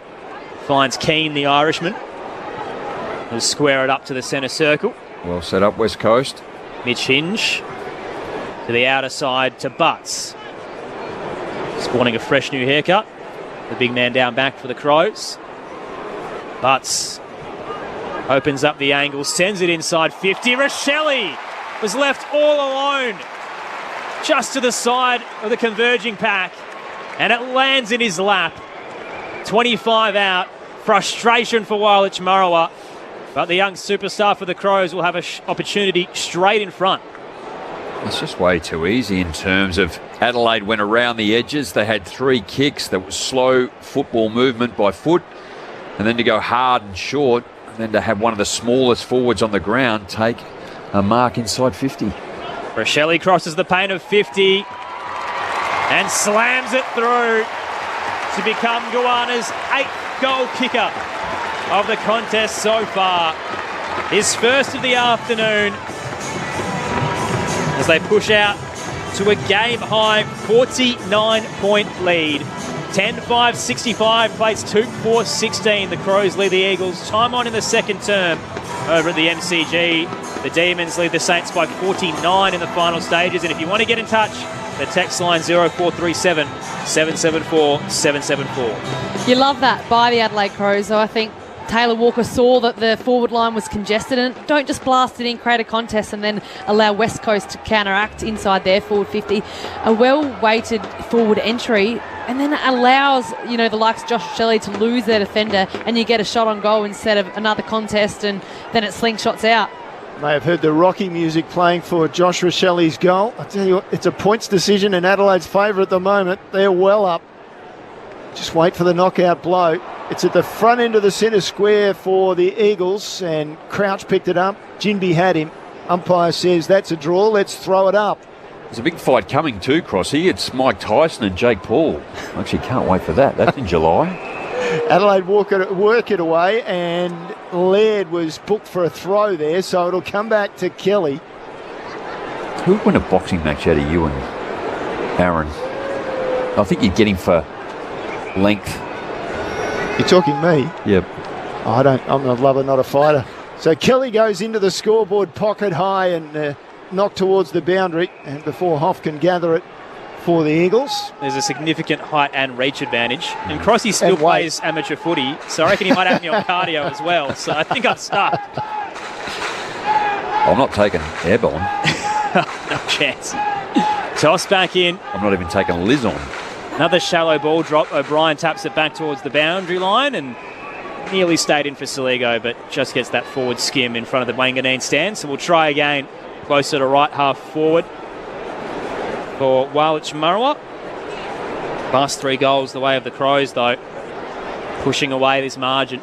Toss back in, O'Brien wins it down with the bootlaces of Murphy, who handed it off to Laird, off a step, bangs it up towards centre wing on the outer side, and Walker juggles it in front of McGovern. He wasn't happy with the mark, but it is paid. Flares it inside to Schomburg. All alone and cleaned up late by Cole. Just had too much momentum as he tried to get to the mark. Couldn't stop himself and bowled over the Crows youngster, who'll be marched into the 50.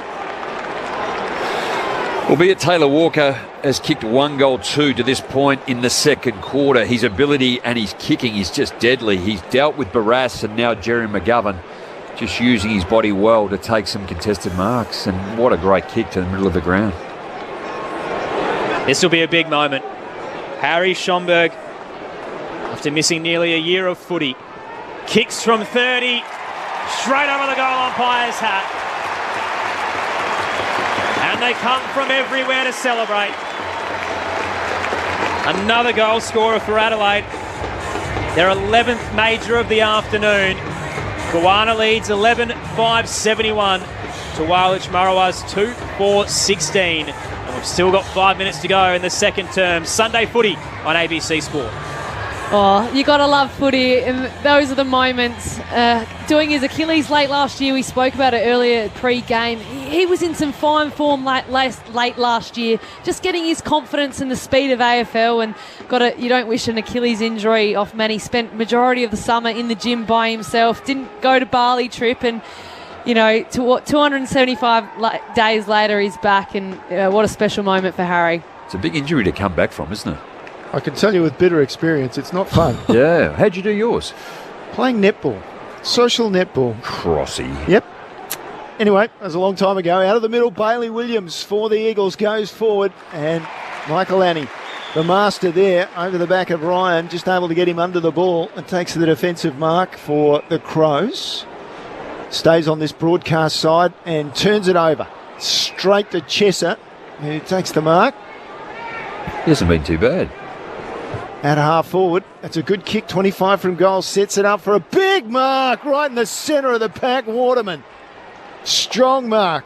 Crowd goes silent, not very happy with that. It's been a celebration for the Crows thus far, but Waterman takes a strong mark. He's straight in front, 25 out. It's just the clanger, wasn't it, too, from Max Michaelani? It was the kick. Did all the work against Liam Ryan to win the football. Then kicks it straight back to West Coast, and here they are now having a shot on goal. Second shot for the match for Waterman, and this time makes no mistake. So 3 goals in the quarter for Walich Marawa, but it has not been a great performance by any means. 3-4-22, and Goanna 11-5-71. We're approaching half-time on ABC Sport. They just did all the work in the first part of this second quarter. I thought, here we go. West Coast are going to work them well back into it, and probably after the first 10 to 12 minutes, it's been all Adelaide. You talk about Jordan Dawson had 12 disposals in the first quarter, only 1 this quarter. So when you're hot, you're hot, and when you're cold, you're cold. But it looks like West Coast just shifted a few magnets inside and really capitalised. He's on Tim Kelly now in the centre bounce. And just the marks, 35 to 20 in that first quarter. Adelaide still being able to win the uncontested. It's 25 to 15 marks in their favour. West Coast 9 to 8 inside 50s for 3 goal 2. Blocking free kick in the middle, so West Coast get the clearance through Yo into the 50, only finds ball ace. Got some space on Darling and beats him in the one-on-one to take the defensive mark for Goanna. And on the 45, he popped it to Michael Annie. There was a straight whistle before that kick, but not sure where it came from. They're going to continue the play. The switch through defensive 50. Michael Annie out to Butts. Sliding low, his kick finds Cook. Wide of the defensive edge of the square on the outer side. Margin at 49 at the moment. Last goal the way of Walich Marawa. Had a hot start in the second quarter, but haven't really backed it up. Down the line, Dawson. Outmarks Yo. Inside 50 was looking for Burgess. McGovern was courageous. Back with the flight, knocked it down. Murphy was waiting though. Overhead handball to Saligo. Darting and weaving. Fogarty gives it back to Saligo. Sidesteps McGovern. Looks inside. His kick to Schomburg. Sat up a little bit. Jack Williams got there. Knocked it to ground and then becomes the tackler on Crouch. Ball comes out. Barris buffeted off it by Murphy. Trickles towards the boundary line. And free kick going Adelaide's way. Quite sure what it was for, though, was it? It was Barris has just really run straight through or over the top of Lockie Murphy. And what's he called it for? I think it's holding the football. He just steamrolled him. Unfortunate considering the amount of time he really had the footy. But no prior, you would say, Aaron? So just checking the replays here. But so in the meantime, Lockie Murphy is about to take his set shot. Crosses the paint of 50. Fresh off a goal last week. Lockie Murphy lights up the Riverbank stand. And back to an equal game high margin of 55 points. 12-5-77 to 3-4-22. Goanna lead over Wailach Marawa late in the second term. On the text line, Dave, who's a local lad, says, hi team, enjoying the play-by-play commentary. Port won, the Thunderbirds did theirs, and now Goanna looking likely to win as well. And Jamie from Dockland says, I'm no Crows fan, but I've been enjoying this first half, and I think I can piece together why that is the case, Jamie. Another listener says, it's only the second quarter, give the Eagles a break. We'll give them a break when that margin kind of gets a little closer, but at the moment it's been a pretty poor start. Considering their form at home and the potential we've seen of Wailach Marawa this season, it just isn't translating on the road. It's difficult to give them a break just at the moment too. You can't go in at nearly 10 goals down at half-time. Out of the middle, tapped down to Dawson, socketed the ball straight into Laird. As a result, the Eagles able to come away. They get to half forward. Jones picks it up for the Crows, gives it to Dawson by hand, and out wide Murphy with the mark. Eastern side of the ground at half back. Crows building again. 45-degree kick just inside to Dawson. Just having a little purple patch, isn't he? Well, just having a look at his second term. His first term was outstanding. That was his fifth disposal of the second term. So by his standards of the first, he's slowed down just a bit. Meanwhile, possession still in Adelaide hands. Under 1 minute remaining. Michael Annie keeps it on the eastern side and long, and from behind Bailey Williams tries to get to the ball. At the front, Burgess took a strong mark. Inside 50 for Fogarty. Took a strong mark in the forward pocket. He covered the distance, did Burgess with a kick. And Fogarty just had the space behind McGovern, who couldn't do anything about it.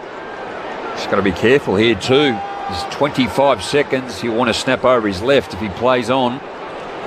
And that's what he's going to do. He's going to get this one in just before the clock expires, you'd feel. Get the shot, I mean, whether he kicks a goal. Well, he's kicked a goal. Across the body, from the left forward pocket. Crows finishing strongly. 13-5-83. The Eagles 3-4-22. Just before we go any further, if you kick 70 plus this season, you beat the West Coast. There are only 3 wins. The opposition scored 70, 68 and 70. So the Crows, well and truly, as if you didn't know it from the scoreline, are on their way.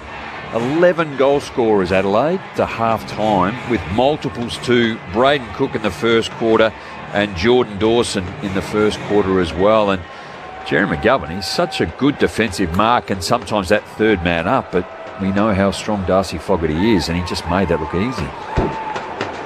It's getting ugly at the Adelaide Oval. We've got a half of footy still to come as well. Meanwhile, over at the MCG, the Demons lead the Saints by 54, closing in on full time there. In the middle, O'Brien had a fresh airy trying to volley it out. Meanwhile, Crouch can gather anyway. Hands it back to Laird, and that'll do us for a half of footy at the Adelaide Oval. One that the home side and its fans would certainly relish after the frustrating season they've had so far. Eyeing off their 4th victory of the season, with matches against Hawthorn and Richmond still to come as well. So bullish that their season is alive, Goanna. And if they can get a massive win to boost their percentage, it'll certainly invigorate their campaign. 13-5-83, the Crows. The Eagles 3-4-22. And we'll run through the records and what that means in terms of recent form for West Coast and also for Adelaide. But goal scorers at the major break for the Crows: 2 to Cook and Dawson, singles to Jones, Keys, Murphy, Rochelle, Walker, Saligo, Schomburg, Fogarty and Scholl. Meanwhile, for Wailach Marawa, singles to Cripps and Jack Williams. So a 61-point lead, and Waterman as well, I should say, sorry, for the Eagles. So he's 3 away from matching Charlie Curnow back at the top of the Coleman tally. But yeah, 61 points the margin at the moment, 13-5-83 to the Eagles, 3-4-22. It's been great to have you with us this afternoon, even if the game hasn't been as enthralling as we'd hoped. Sunday footy on ABC Sport and ABC Radio, Sport Digital and the ABC Listen app. Of course, it's all about you, so get in touch with us even if the game isn't as enticing. I'm sure the conversation around it will be. 0437 774 774 if you would like to get in touch and share with us your frustrations or your joys, depending on which side you're supporting, or if you're a neutral, what you make of both these teams in the round that we've seen so far. Aaron Bryans and Neil Cross calling the action. Our experts to wrap up that opening half: Premiership Crows, Rod Jamison and Ebony Marinoff. Oh, it's...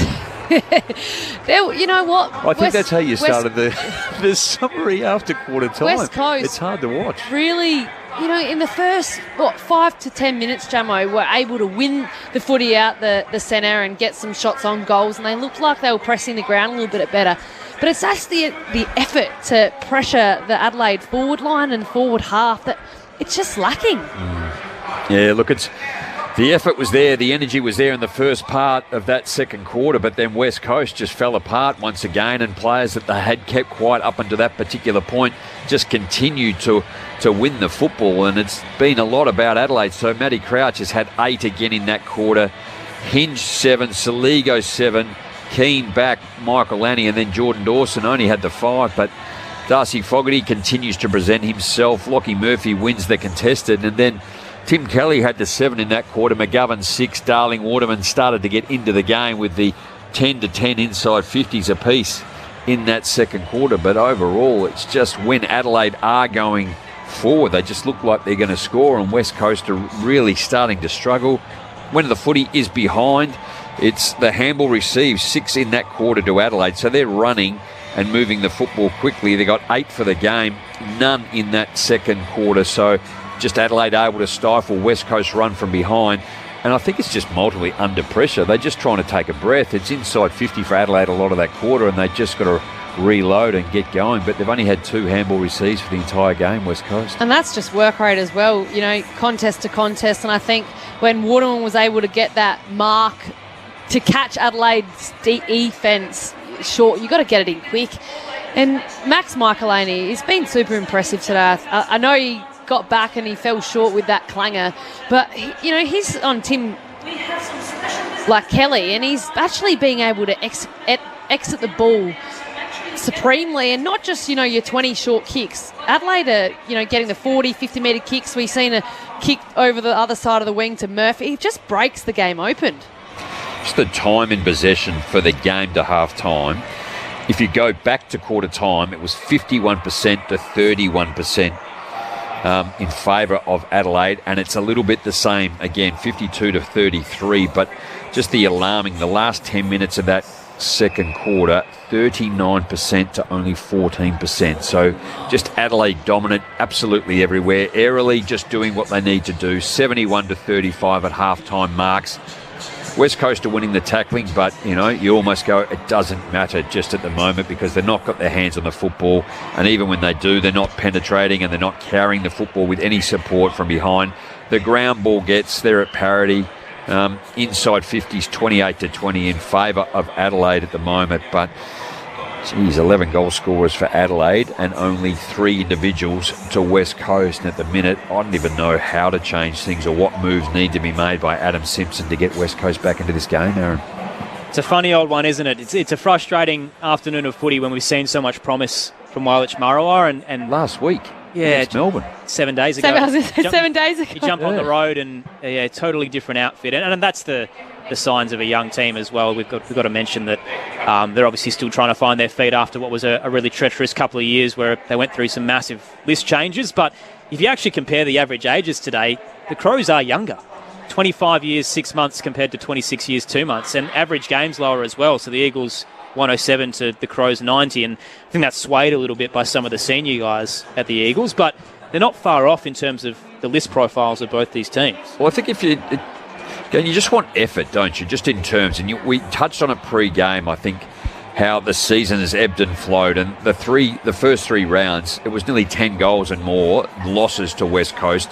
They won rounds 5 to 6, and then they beat Melbourne. They lost, to Collingwood by 66 points in round 9. So it's just been so up and down, and you're looking for energy and effort to provide some consistency. And yes, whilst we go, okay, there's some new talent coming in, and we're trying to get that, and they've got to travel, all that, but just today, off the back of last week, when you want to maybe kickstart some momentum or to get things going, then they put up that in the first half. And yes, Adelaide are a good side, and probably everyone thinks they should be higher up than where they are, but to blow them away like they have is really disappointing. There's a glimmer of hope as well for Eagles fans. Obviously, we've still got a quarter of footy, and anything can happen, and we've seen that throughout this campaign in 2024, that we've had some remarkable results. The Crows, though, do concede pretty big runs after half-time. So against Geelong, they let them kick 3 in a row in 12 minutes. Against Melbourne, they kicked 4 in a row either side of half-time in 10 minutes. The Bombers, they had 3 goals in 16 minutes. Brisbane, 4 and 8. And Collingwood last week, 6 goals in 14 minutes, given that was earlier in the game. But Adelaide can hang their head a little bit sometimes and kind of let sides run amok. And maybe that could be enough to open the door for Wailech Marawa. So it's not completely done and dusted, but it's a lot to overturn at 61 points at the major break. Well, you can only go, I guess, on current form, but you go back historically and just see where Adelaide do, I guess, struggle a little bit.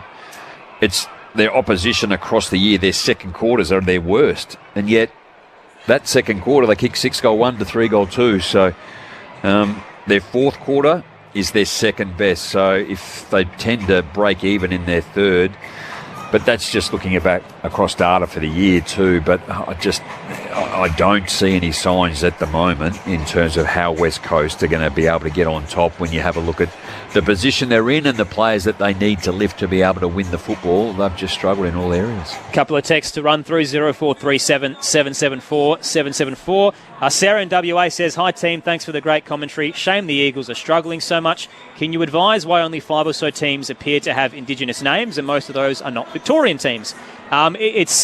It's a tricky one. I'm not entirely sure of the story behind this, but we had a chat to Tim Silvers about why the Crows waited to change their name, because there was the inaugural teams of Naarm and Yarrabolti, and then eventually other sides have come on over the years. And it sounded like, from what he was referring to, there's a bit of a licensing thing. Obviously, you have sponsors and merchandise, and I think there was a bit of hurdles to overcome to get to this point, but they've always wanted to do it, and they've finally been able to. And maybe that's the case with some of the other clubs. I imagine someone like a Collingwood would, arc up and say, well, we're this big imposing brand and we don't want to change our name. But I think that's just purely hypothetical, by the way. But I think it might be part, respectfully, too, to the land that you're on, maybe, as well. I think there would be a little bit of that in terms of the crossover, I think, because I think we're right in saying there's like 700, and they refer to 700 countries across Australia that are Indigenous, and so the cultures are pretty different. It's not just one glove sort of fits all at the moment. So I think most clubs are trying to embrace it, whether it's through the Guernseys, through the gift exchanges, and hopefully eventually we can all change names as well, and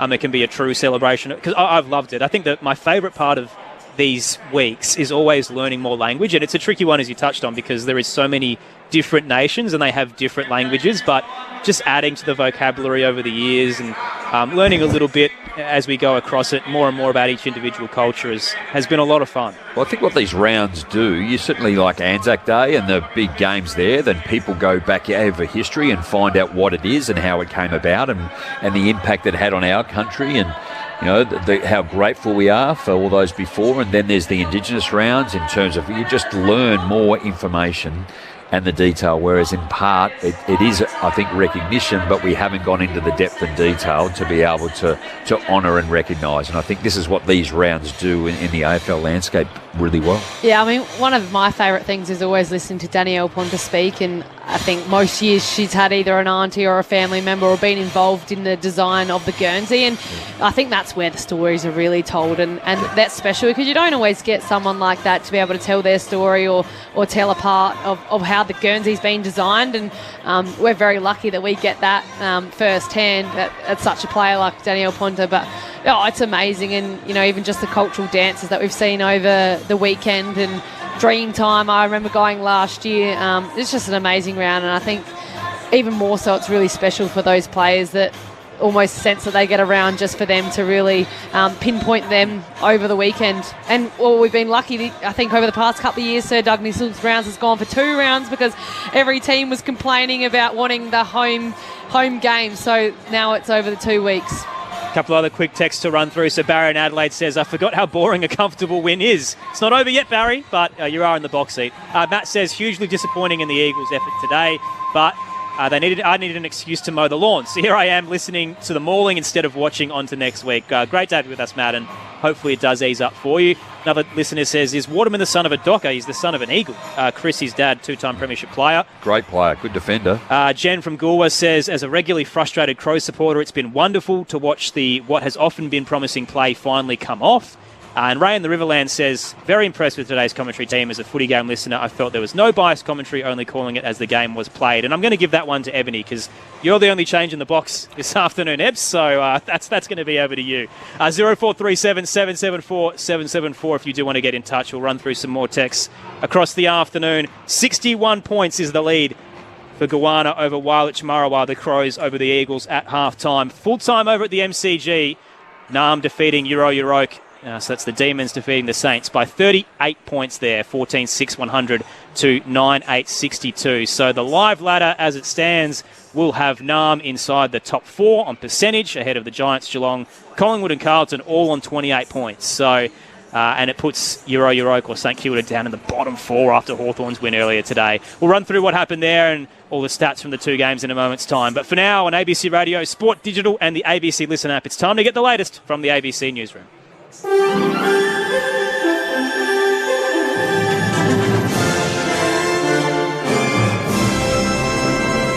ABC News, I'm Clive Hunter. A federal government consent campaign is aimed at sparking conversations between parents and teenagers, with concerns children in their late teens are at the greatest risk of gendered violence. Political reporter Tom Lowry has more. A new ad campaign will run across billboards, social media and television, asking parents if they can answer basic questions about consent.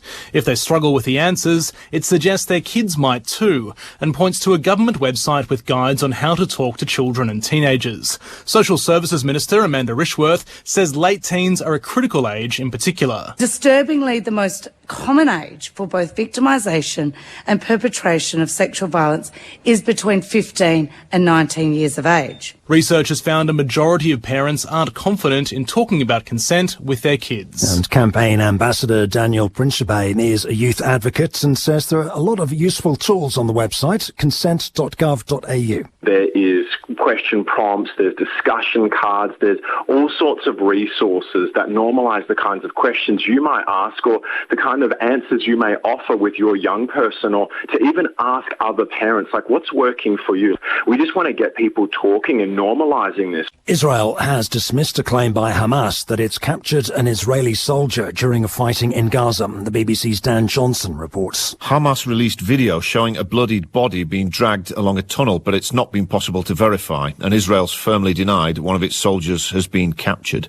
Airstrikes, shelling and ground operations have continued across Gaza, and particularly around Rafah, despite the International Court of Justice ordering Israel on Friday to cease its offensive in the southern city on Egypt's border and to reopen aid routes. There have been renewed protests in Tel Aviv against Prime Minister Benjamin Netanyahu's handling of the conflict since the 7th of October attacks, with thousands taking part. Here, the Victorian government has condemned the spraying of anti-Semitic graffiti on a Jewish school in Melbourne. It was removed from the school in Burwood.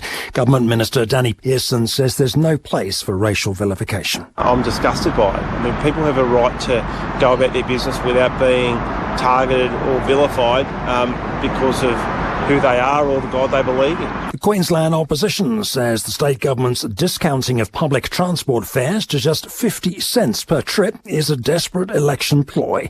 The government says lower fares will help address the cost of living pressures. They'll apply to Translink services across the state, including buses, trains and City Cat ferries from August.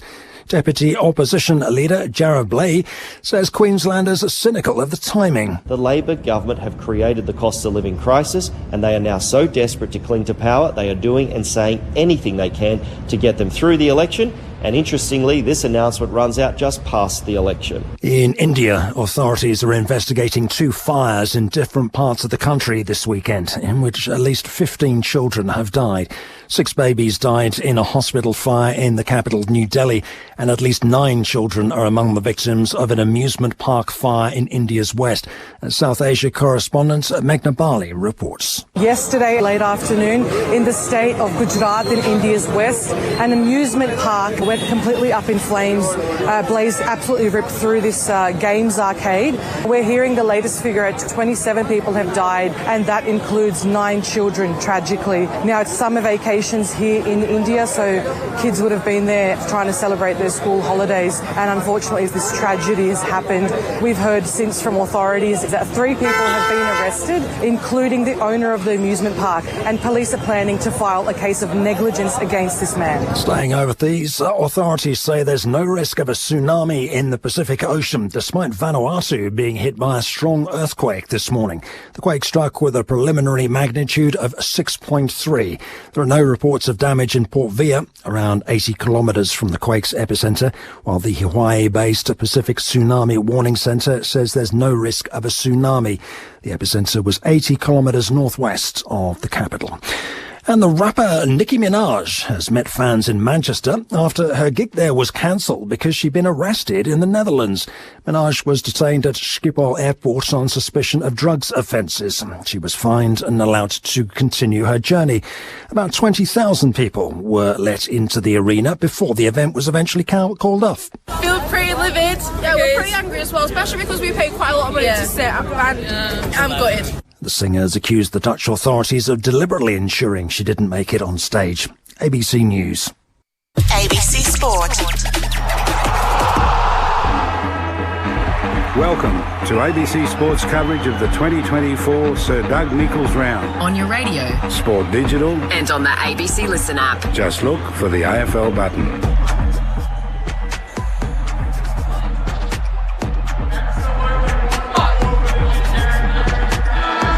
A warm welcome to listeners joining us from the MCG, and for those who've been with us for the first half at the Adelaide Oval, it is 61 points the lead to Goanna over Wailech Marawa, the Crows leading the Eagles 13-5-83 to 3-4-22. An absolute obliteration in the opening quarter, the Crows leading by 44 points.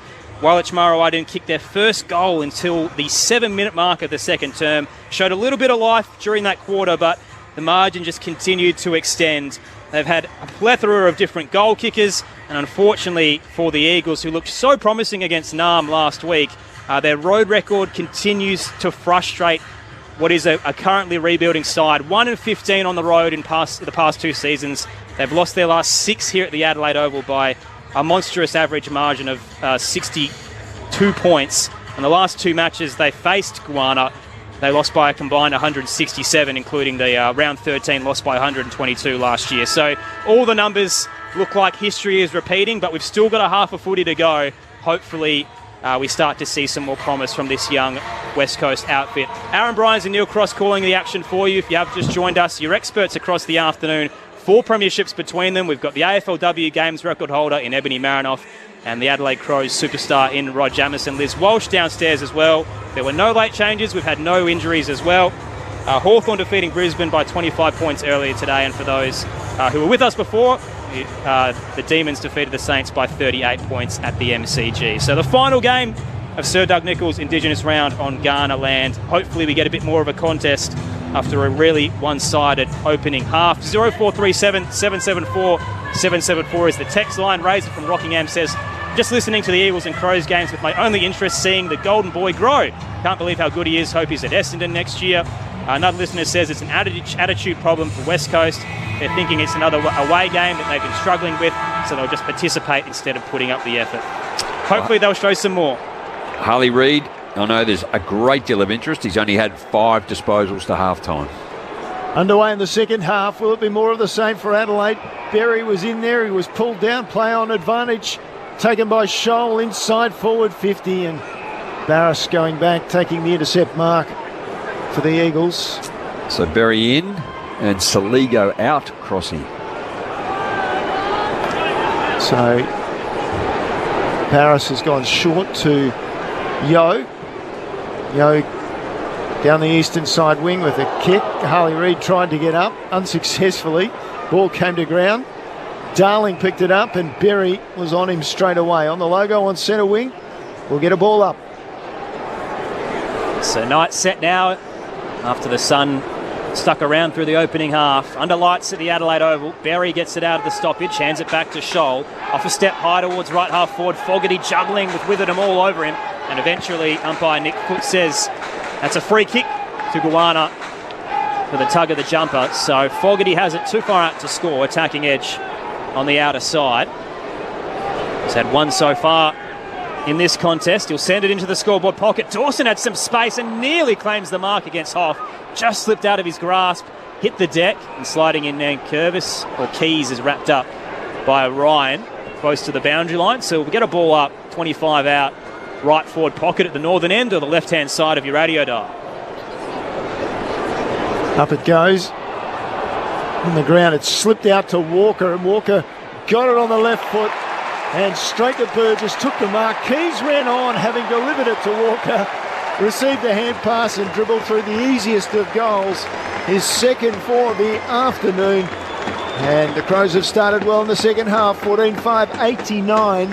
Plays 3-4-22. Liz Walsh is on the boundary. Yeah, Saligo has been subbed out of the game. The Crows say that's a tactical move. But he did, just for interest, he did end that second quarter then on the physio mat down here with both hamstrings being worked on. But the Crows insist that's a tactical move.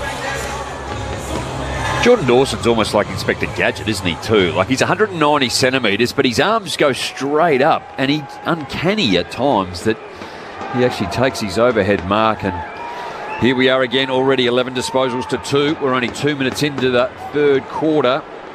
2 inside 50s, and Adelaide are away for their 14th goal. Game high margin in the middle. O'Brien wins it down against Williams. Found Laird fighting up against Reid. He gets the clearance for the Crows. Barras has front position on Walker, fists it out of dodge. Towards the outer side, Scholl was waiting, gives it to Keys, flaring it into the 50, looking for Berry, knocked away from him by Yo. Ryan was there for Wilich Marawa. Hoff gets it wide to Yo, spears it through the corridor low and hard, bouncing in front of Darling, too low for him, but Ball Ace grabbed him in a panic. Free kick to go the Eagles' way. So just behind the attacking edge on the outer side. It's a little bit soft, that one, Aaron. One of 9 premiership Eagles, Darling. He's been a great player. Opens up the angle as he races into the centre square. Booming kick into the 50. Player goes down behind play. Free kick to West Coast. Oh, and now the umpire's signaling to Adelaide. So it was Jermaine Jones and Keane entangled, and originally the umpire pointed the way of West Coast, and the closest player where the ball was is O'Brien. He'll take the free kick. Keane doesn't get to accept the free kick. So a bit of confusion in defensive 50, but the home crowd won't mind. They've got the footy, Goanna. O'Brien launches it to the outer side. Pat converges and crumples. Spills out to Walker, who fends off Kelly and releases Fogarty. Arches the back through centre wing. There's no one in the 50, so he has to dart his way around Ryan. Kicks into the 50 and looking for Burgess. Launched himself, but didn't quite get the ball drop right.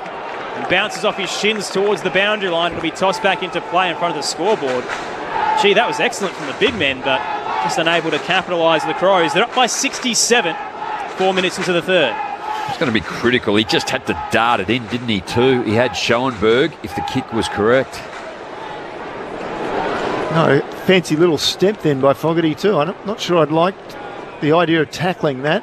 Oh. So Berry pushes his way through the ruck, and then gave it back to Scholl, sends it long, and going back bravely against the flight was Tom Cole, who took an intercept mark for the Eagles, dropped it in short. It's in the scoreboard pocket here at the Adelaide Oval.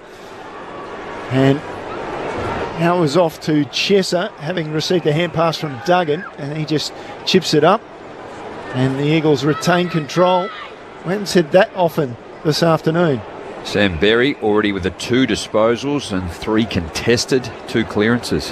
Hunt goes wide to Kelly, the reigning best and fairest for Wailech Marawa. Looks to switch through defensive 50 McGovern. Had a fumble, so not paid the mark, but enough time to compose and hit Barris. Still in defensive 50. If you have just joined us, some of the stats. So Adelaide's highest first half score of the season in this contest, and it's the biggest score conceded by the Eagles in a half this year as well. I'm going to suggest it's going to go this way, Aaron. Was it the game last year? I called Sydney and West Coast up in Sydney. Was that last year's game? Yeah, it was. It was punishing. Record-breaking. On the outer side, Yo sends it up towards half-forward. Cut off by Butts. What were your lasting impressions from it? Oh, it was all over at quarter time. And so, what's happened here? Butts originally took the mark, but I reckon it's because Darling was edged out of the contest. So Goanna have to hand the footy over. Darling for Wailech Marawa pumps it into the left forward pocket.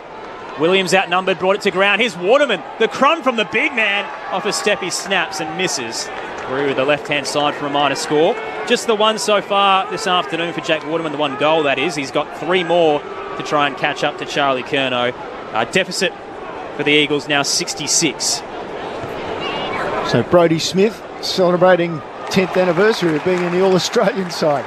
The veteran. Long kick out of defence, found Fogarty, took the mark, put the ball into the space at half forward. Rochelle came through, knocked it to himself, hand pass, look away, went to Keys who fumbled. Turnover with it and the other way for the Eagles. His hand pass was awful. Fogarty intercepted, gave it to Rochelle again. This time, little kick over the top to Burgess. Wide to Keys with a hand, and Keys snaps from there. Oh, gee, it's from that pocket last year where he could have maybe should have been given the goal.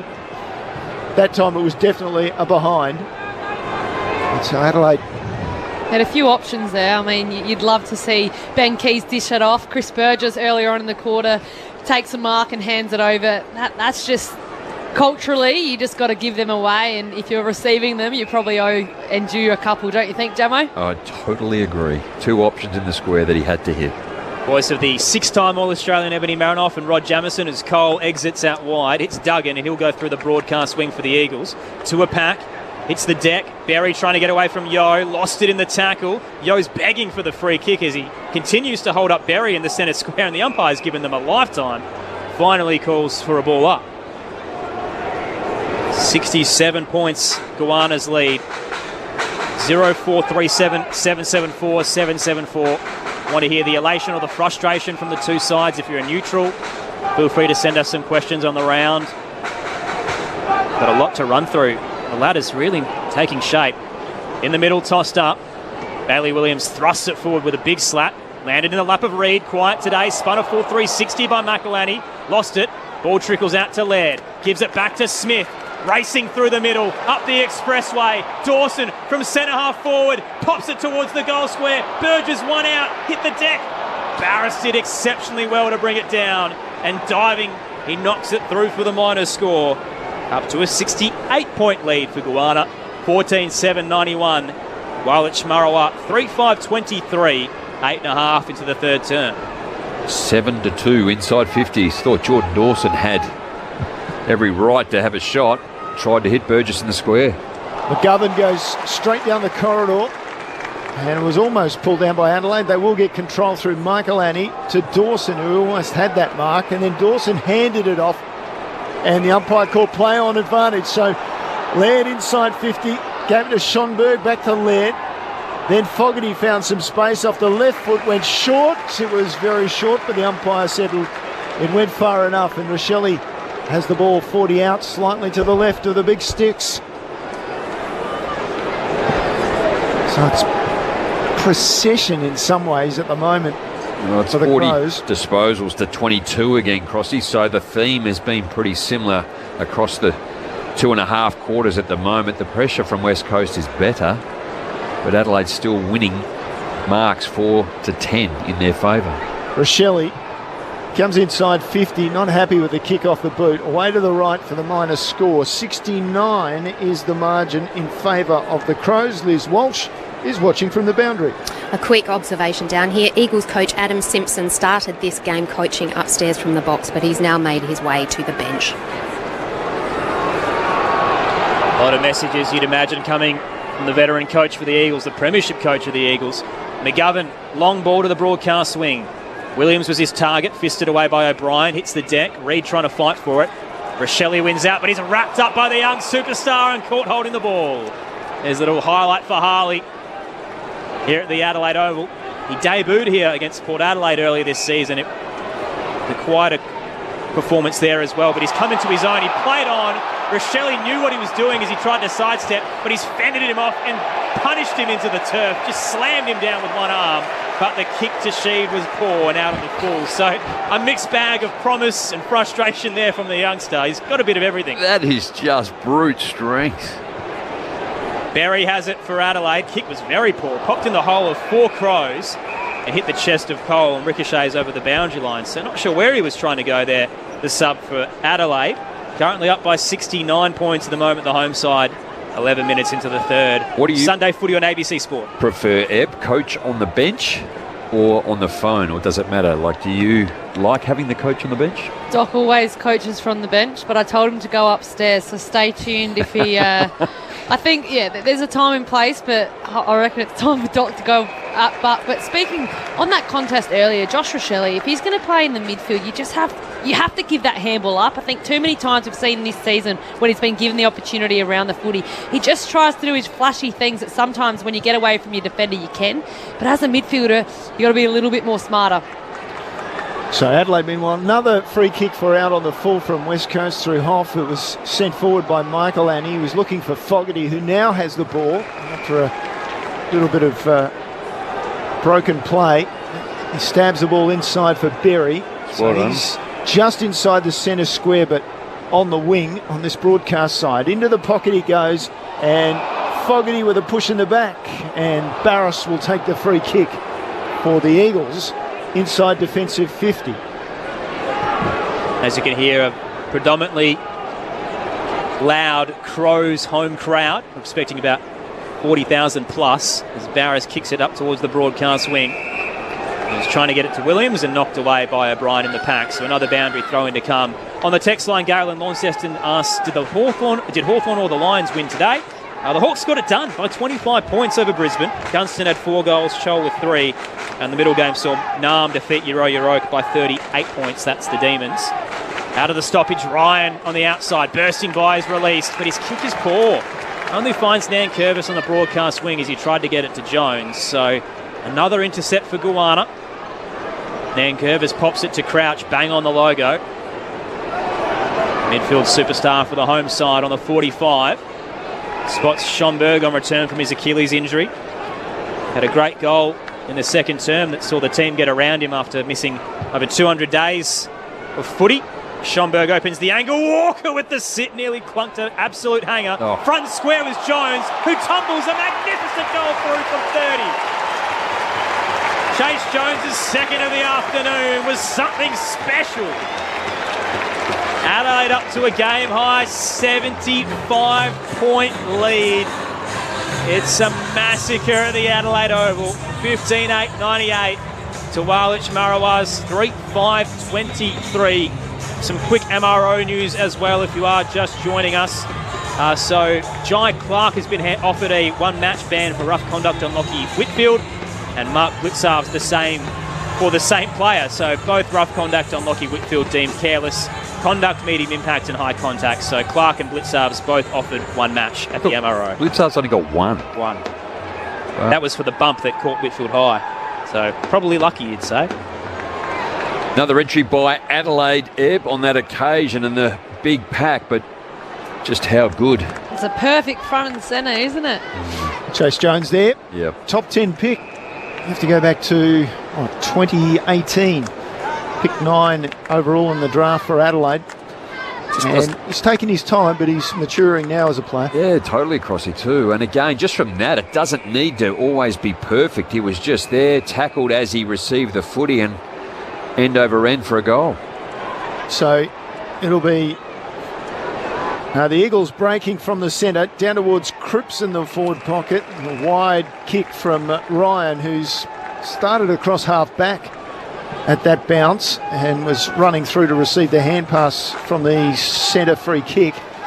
So the ball will come back in around 30 around from the goal face for the Eagles. Goanna by 75. Sunday footy on ABC Sport. Jack Williams taps it down. Only found Scholl for Goanna. Gets the exit. Tumbling footy through centre half back. It's cut off by Chesser for the Eagles. Hands it off to Hunt. Sidestepping Cole, gets around the attempted tackle. Sends it long the goal square. Big launch from Marek. Couldn't reel it in. Spilled front and square to Dawson. He hands it off looking for Scholl. Bounced off his shins to Marek. He left it behind. Jimby now head over the footy. Ripped it away from Darling. On hands and knees, he gets it to Duggan, who snaps a hit in hope. Doesn't get the kind bounce that Chase Jones did, though. Hits the goal square and rattles all the way over the boundary line in the left forward pocket. So it'll be tossed back into play. Still inside 50 for Wailach Marawa. They're kicking to the right-hand side of your radio dial, the Riverbank stand end. At the moment, it's the fourth worst defeat for West Coast if they can't improve from here. Over Adelaide, that is. Out of the stoppage, Yo had a quick ping and missed everything. Out on the full. Free kick to Goanna. Right back pocket, and he may have hurt his groin there a little bit, Yo. He's clutching just at the higher up part of his leg, and he's missed the past few matches with it. We'll keep an eye on that. Yeah, missed 2 weeks with a groin issue. Meanwhile, free kick taken by Ball Ace, and within a half a centimetre of the boundary line out in the eastern side, it was taken there by Fogarty. So Fogarty went inboard, and now they're sweeping through the centre. Smith with a long hand pass to Dawson, who's taken down in a really good tackle, aggressive one from Jack Williams. Forces the ball up just slightly ahead of centre for the Crows. So umpire quick to get in there, throw it in the air. Burgess has gone into the ruck to give some relief for O'Brien, but it's Yo who brings it away for the Eagles, and he comes out to the broadcast side. Ryan went back with the flight, was brave, couldn't take it. On the ground, Dawson flipped it up for the Crows. Off the hinge to half forward. Schonberg just had to reach back and take the ball with one hand. From the ground, the hand pass to Dawson. Forward to Jones for the snap, for the goal. 3 for Jones.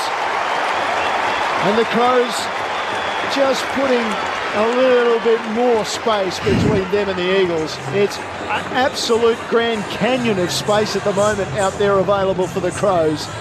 16-8-104 plays the Eagles 3-5-23. We're 17 minutes into the third quarter at the Adelaide Oval. On ABC Sport, your experts Rod Jamieson and Ebony Marinoff. Again, that's just the handball overlap. Jordan Dawson involved again, and Chase Jones for 3 for the day. But it's the fast ball movement. Mitch Hinch involved in 2 plays, and then just to keep speed on the football, and Jordan Dawson to find all these Crows players, you know, pretty much free inside forward 50. Another shot on goal, but super impressive, like, team performance. Just, you know, we speak about the individual goal kickers, and that's what they're doing today. Yeah, throwing it around too. My only concern for Adelaide just at the moment, 35 kicks, 31 handballs. It's just that 1 for 1. You'd want to be more 2 kicks, 1 handball. Get the footy forward. Don't overuse it. Crows by 81 points in the middle, towed forward by Kelly. It's cut off by Schomburg, who fends off the best and fairest winner, spins and releases Scholl. Long ball driving into the scoreboard pocket. Fogarty rises, can't reel it in. Spilled down to Reid, couldn't control it. Came to Schomburg, who gives it off to Crouch. Off a step, snaps the minor score on the left-hand side. 16-9-105. Goanna to 3-5-23. Just a heads up to our Victorian and Tasmanian listeners on DAB+. In a moment's time, you're about to head to network programming. If you do want to keep listening, just jump on the ABC Listen app and hit the AFL button. So sharing it around the Eagles from the kick-in. Finally, it's in the hands of Brady Hoff. Hard against the boundary on this broadcast side. Just inside defensive 50. Down the line he goes. Off hands and Jones with a hand pass out to Hunt. He goes down the line. Crows have a 2-on-1, well, effectively. Keane got his man under the ball, and Jack Williams. And Michael Annie escorted it over the boundary line. So we get a throw in. Only 3 goal scorers. Jack's had one, and the other two coming in that second quarter. Scoreless in the first quarter, West Coast, and again, handball receives. Adelaide have got their tails up in this quarter, 11-1. Just running rampant. A shell of the side we saw last week against Nam. Williams with the double tap to Jones. Inside 50 now, Walich Marawa. Cripps got the belly of the ball as he skies it into the right forward pocket. Cook is happy to let it bounce and roll over. So it'll be tossed in 25 out, right forward pocket, Riverbank stand end. On the text line, M from Melbourne says, Reid can't possibly carry the load for the Eagles, but I hope he's having a good game. We've seen some good flashes from him, but far from the dominance of the past few weeks. Hopefully he lights up in this second half. 2 in this quarter, 7 for the game. Toss back in. Falcon Bailey Williams on the ball drop. It was caught behind O'Brien. Spills down and Yo becomes the tackler. We'll get a ball up. About 25 out now. Still inside the Eagles attacking 50. And the crowd a little quiet, albeit they've been dominating this term. Tossed up by Nick Foote. O'Brien wins it down straight to Cripps. Was tackled immediately by Smith. No prior. Ball comes out. Jimby towed it off towards Chesser. He releases Marek. Now Jones can hook it around from 45. It starts left and isn't coming back. A minus score on the left-hand side. The Eagles move to 3-6-24. Guana 16-9, 105. A reminder, in 60 seconds' time, our Victorian and Tasmanian listeners on DAB+, you're headed to network programming, so jump on the ABC Listen app and hit the AFL button. We entered time on in this third quarter. Ball's out on the eastern side from the kick-in from Adelaide. And it was Keane who made a big, strong tackle there. And rolled them the player last up, so ball goes in the air from the umpire. Dawson takes it off the pack. 3 Eagles surround him, and somehow he still managed to smuggle it out, only for Yo to pick it up for the Eagles. Inside 50 for Darling, and coming across the front and knocking it over the line was Keane, the Irishman, and knocked it over a 25 around from the goal face in the left forward pocket for the Eagles. Attacking, can we call it attacking, what they're doing? Attacking the Torrens end of the ground. They're doing their best, Crossy. Toss back in. Darling up against O'Brien, easily beaten by the Crows' ruckman, who smashes it to Scholl. Hands it off to Laird, who hacks it out of dodge towards the outer side, and sliding in Burgess knocks it over the boundary line in front of the Foss-Williams stand end. For those who have just joined us at half-time as well, so Guana up against Walich Marawa, the Crows and the Eagles. The Indigenous names this afternoon for both those sides. No Indigenous players for the Crows, but 4 this afternoon for the Eagles. Ryan, Kelly, Jones and Jua, the sub, who's yet to be activated.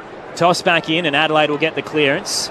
Kick up towards right half forward came away from Scholl. Keys tried to keep it in with an overhead slap, but escorted over the boundary line by West Coast. On the text line, Hayden says, I'm not enjoying the game, but loving the broadcast of Walich Marawa and Guana. Tuning in on the Harvester, southwest of WA, strong Eagles country. Fingers crossed they improve. Toss back in. Bailey Williams taps it down. Was looking for Hoff, left it behind. Williams got a kick about 5 metres as it tumbles its way to Jimby, who handed off to Reid, who dropped to one knee trying to fend off Dawson, and Dawson, who tried to lay the tackle, just slapped him in the face basically. So free kick to Reid, and he's bowled over after he kicked by the skipper, releasing some frustration. Umpire comes in, there's afters as well. The Eagles players come from everywhere to remonstrate with the Crows skipper, and it's basically a downfield free kick to the player he kicked it to, in Tim Kelly, who was essentially far wide and 5 metres forward. So not really an advantage there, but maybe a little bit of feeling in this contest as the Eagles go through the outer wing. Actually, looking at the replay, I don't even know who just shaved his shoulder. Here he is again, Ali Reid. Half forward just picked up the ball, gave it to Tim Kelly. One bounce as he goes around the arc of 50, scrubs his kick inside 50. It's nearly to the top of the square when it's picked up by Michael Henny, and he flipped it to Butts, and he's caught. No, he's not. Hand pass was out to Laird, who clears the area. Keys overran it for the Crows. And a short kick finds Dawson, but of course it was only about 4 metres. So now they work it through their hands. Keys has got some room out on the eastern wing. Off to Smith. Smith is a great kick this time though. He sets it up for Fogarty. Did well over the top of Barras. Approaches 50 with a bounce. Keeps it low, keeps it hard, and most importantly keeps it straight. Through the goals. Another one for Fogarty. 2 for the afternoon. Adelaide with a quick fire attack down the ground, down that eastern side. And 17-9-1-1-1 on the board for the Crows to West Coast 3-6-24. I think you've seen Darcy Fogarty's past month. There's always conversation about who's the next Taylor Walker, who's going to lead this forward line. And I think what we've seen over the past month is Darcy Fogarty ready. It might be a little bit too early to see, but it looks like he's owning this presence.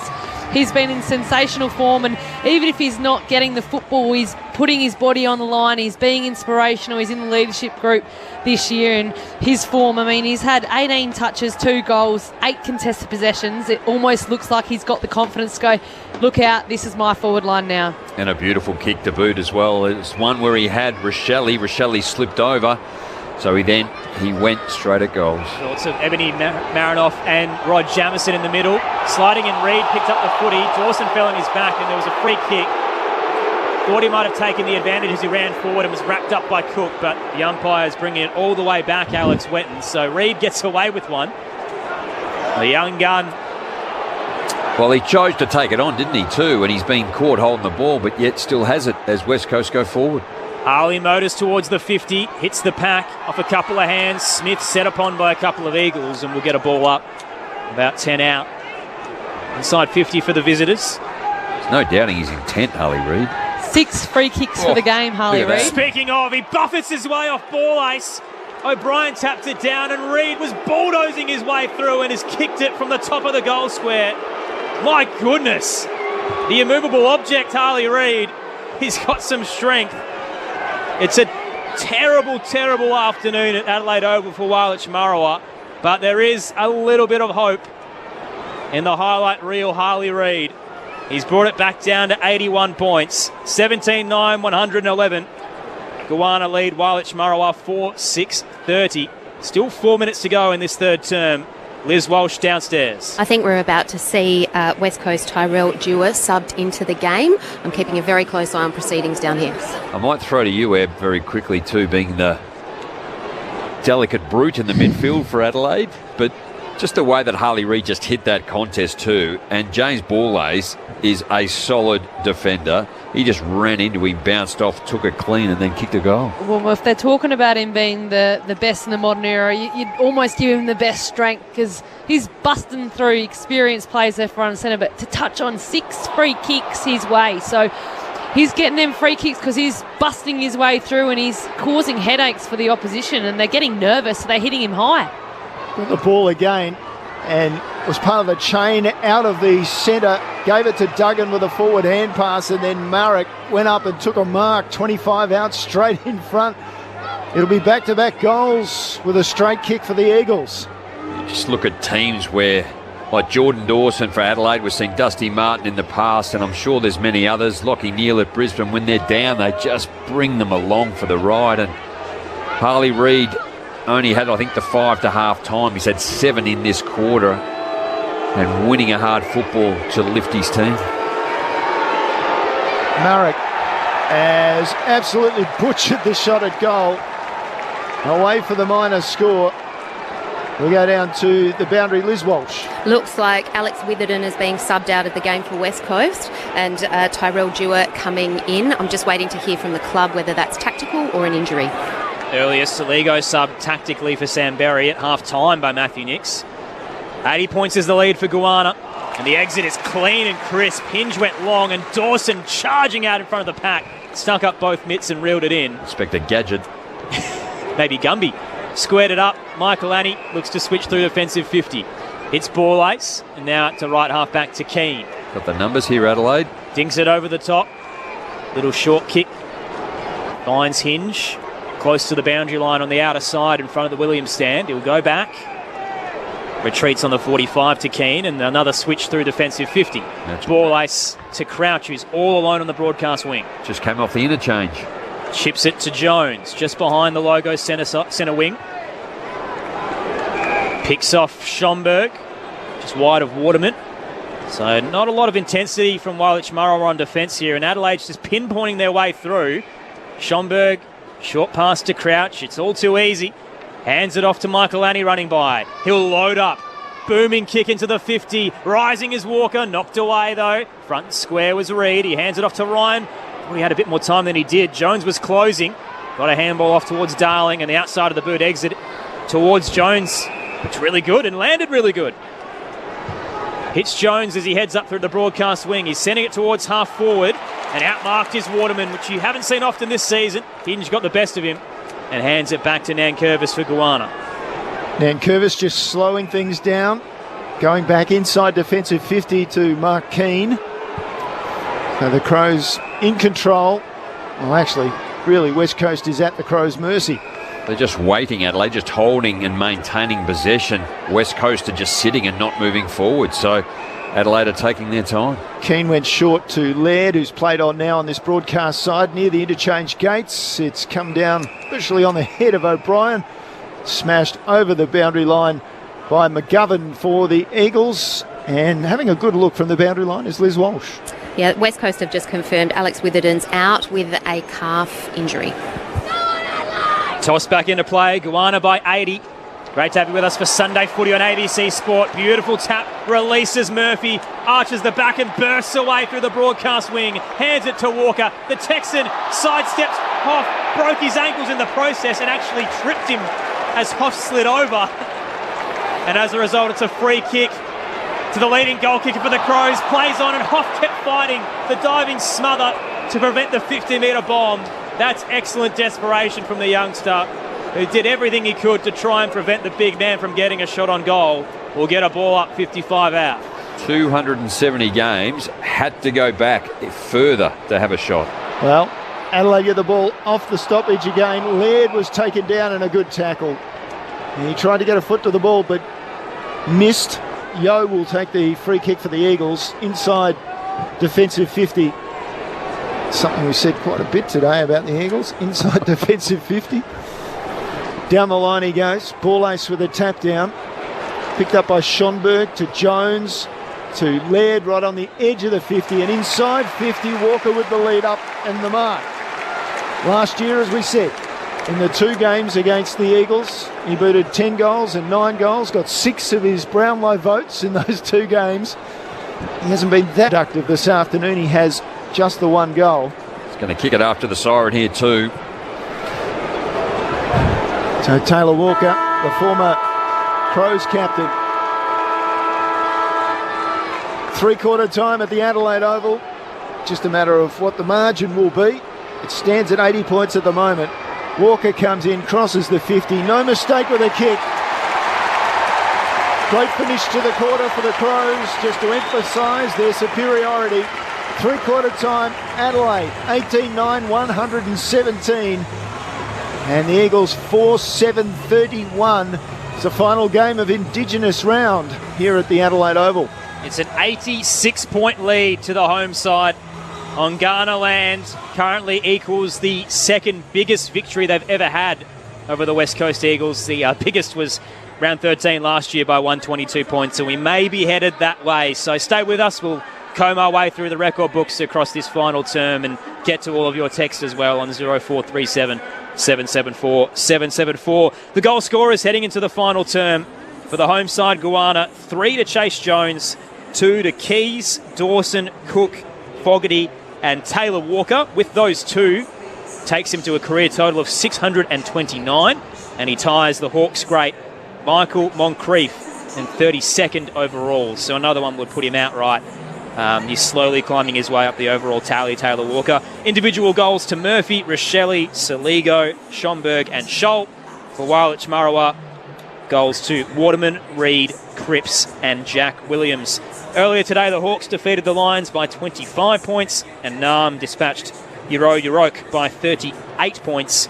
Here, Goanna leads Wailech Marawa in the conclusion of Sir Doug Nicholls' Indigenous round by 86 points. Wherever you are around the country or the globe, it's great to have you with us on ABC Radio, Sport Digital and the ABC Listen app. This is Sunday Footy on ABC Sport. Looking for an easy way to find out what's happening in the world of sport? Stay up to date with the week's best sports stories, highlights and analysis with the ABC Sport newsletter. Oh, that is amazing! It's sports content to make you think or allow you not to. Delivered to your inbox every Saturday. Game, set, Bingo! To sign up and get the latest sports news each week, head to abc.net.au/connect, scroll down and select ABC Sport. The 2024 Sir Doug Nicholls Round. On your radio. Sport Digital. And on the ABC Listen app. Up it goes. On the ground, it slipped out to Walker, and Walker got it on the left foot and straight to Burgess, took the mark. Keys ran on, having delivered it to Walker, received a hand pass and dribbled through the easiest of goals, his second for the afternoon. Saligo has been subbed out of the game. The Crows say that's a tactical move. He did end that second quarter then on the physio mat down here with both hamstrings being worked on, but the Crows insist that's a tactical move. Schomburg opens the angle. Walker with the sit, nearly clunked an absolute hanger. Front square was Jones, who tumbles a magnificent goal through from 30. Chase Jones' second of the afternoon was something special. Schomburg just had to reach back and take the ball with one hand. From the ground, the hand pass to Dawson. Forward to Jones for the snap, for the goal. 3 for Jones. Smith is a great kick this time though. He sets it up for Fogarty. Did well over the top of Barras. Approaches 50 with a bounce. Keeps it low, keeps it hard, and most importantly, keeps it straight. Through the goals. Another one for Fogarty. 2 for the afternoon. No doubting his intent, Harley Reid. 6 free kicks for the game, Harley Reid. Speaking of, he buffets his way off ball ace. O'Brien tapped it down and Reid was bulldozing his way through and has kicked it from the top of the goal square. My goodness. Looks like Alex Witherden is being subbed out of the game for West Coast and Tyrell Dewar coming in. Laird right on the edge of the 50 and inside 50, Walker with the lead up and the mark. Walker comes in, crosses the 50, no mistake with a kick. The 2024 Sir Doug Nicholls Round. On your radio. Sport Digital. And on the ABC Listen app. It's shaping up as a percentage-boosting afternoon for Goanna. They started the round on 100.9 and have moved up to 111.5, leading Wailech Marawa by 86 points heading into the final term. 18-9, 117. The Crows lead the Eagles 4-7-31. Aaron Bryans and Neil Cross calling the action for you. It's been a privilege to have the AFLW Games record holder, the 6-time All-Australian, the 3-time Premiership Crow. I'm just going to make you blush, Ebbs. I'm going to keep going. But Ebony Marinoff in the ABC Sport Box alongside Adelaide Crows Premiership player Rod Jamieson. I feel like I'm doing you dirty by rattling off Ebony's endless accolades. It's an incredible dossier to date with a long couple of years ahead of her still too. All that to be admired and she's done it by being a left footer too. Yeah, the handicap of being a left footer. For the handicap, there you go. No, left footers are stars. She does some great work on the park, but her best work's in the box. So rattle through what's been going on in these opening 3 quarters, Ebbs. Just rattling off some stats. I mean, Adelaide Crows have had 306 disposals to 183. So clearly West Coast just not able to get their hands on the footy. But what's most worrying, it's the handball receives. I think we spoke about it earlier. I mean, Adelaide Crows have had 20 handball receives to 6. So that's just pure work rate, getting to contest. I mean, you know, Harley Reid steps up in that quarter. I think he had 8 disposals. Prior to that, he only had 5. And he's showing burst. But reality is, West Coast can't just have this 19-year-old boy just take this club forward. It's going to be everyone else, and it's been really disappointing after what they were able to showcase last week and then to come and put this on the show. And Jake Waterman's been held quiet. I mean, he's been awesome target outside of 50 this year as well as hitting the scoreboard. Adelaide by 86, final term underway. Williams tapped it down and volleyed out of the air by Yo for Wailech Marawa. It'll land in the lap of Jimby, just close to the outer wing. Ebony was 3 years old when I retired. Jimby releases the outside run of Jones. Kicks on the 45 towards Yo. Sends it inside 50 to Darling. There's a nice passage of play. Bang, bang, they move it through the outer side and hit the spearhead. Oh, the West Coast lineup. 45-degree angle to the right. He's 40 out from goal, Jack Darling. Well, marks inside 50 have been 13-6 in favour of Adelaide, which is not surprising. They're winning a lot of the metrics throughout this game, some significantly more, but just a clearance and then an easy one for Jack Darling.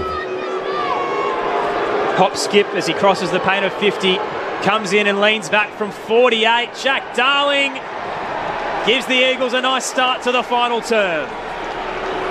His 522nd career goal moves him up to 59th on the overall AFL tally with Michael O'Loughlin. Moves the deficit down to 80 points. Walich Murrow up 5-7-37 to Guana's 18-9-117. Aaron Bryans, Neil Cross, Rod Jamieson, Ebony Marinoff and Liz Walsh calling the action for Sunday footy on ABC Sport. The text line if you want to get in touch, 0437 774 774. So Doug Nickel round and Mickey O, you talk about another star, Indigenous player, started his footy here in Central Districts and then went up to Sydney and just was an incredible player for Sydney whilst he was up there. So back in the middle, and the Crows will concede another centre break. Not quite. Yo was over the ball, pressured by Laird, and he's going to force a secondary ball up. So it looked like it was going, and Yo thought it was going his way too until he was grabbed by Laird. Ball goes in the air again. Laird gets involved, mid-air, tried to hand pass. Yo intercepted, took it away. Now they get the centre break. Down the half forward he goes. Darling standing over the ball. He's got hands on it, but so does ball ace for the Crows and Michael Annie. And together they force a ball up. Inside attacking 50 for the Eagles. Down by 80, O'Brien taps it down, straight to Cripps, off a step, skies it towards the top of the goal square. Waterman's one out, Butts gets the fist in, knocked it to Keane, who slipped over. Jimby collected by Darling, frees up Scholl to get the handball out for the Crows. Hits Berry, kick was a little hot and heavy for Keys, spilled down to Jones at the back. He sends the Eagles back inside 50, but it was a hit and hope. Nowhere near Harley Reid, who's incredibly frustrated by that delivery. And cut off by Chase Jones, who kicks it back to Scholl in front of the scoreboard. Doing it at both ends. 2 goals in that third quarter, 3 for them, and taking a mark deep in their defence. Scholl's outlet was Laird some 35 metres away, just outside defensive 50 for the Crows. He drops it in short for Smith. The veterans of the Crows lineup. Off to Berry.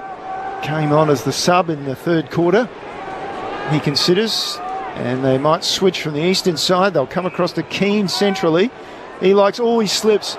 He had control of the ball and then he slipped and he was set upon by the Eagles and they forced a turnover. But fortunately, Berry able to make the tackle and rewarded for the tackle as Ryan, or rather it was Kelly who tried to get away from him. So Adelaide will take over possession again, still inside their defensive 50.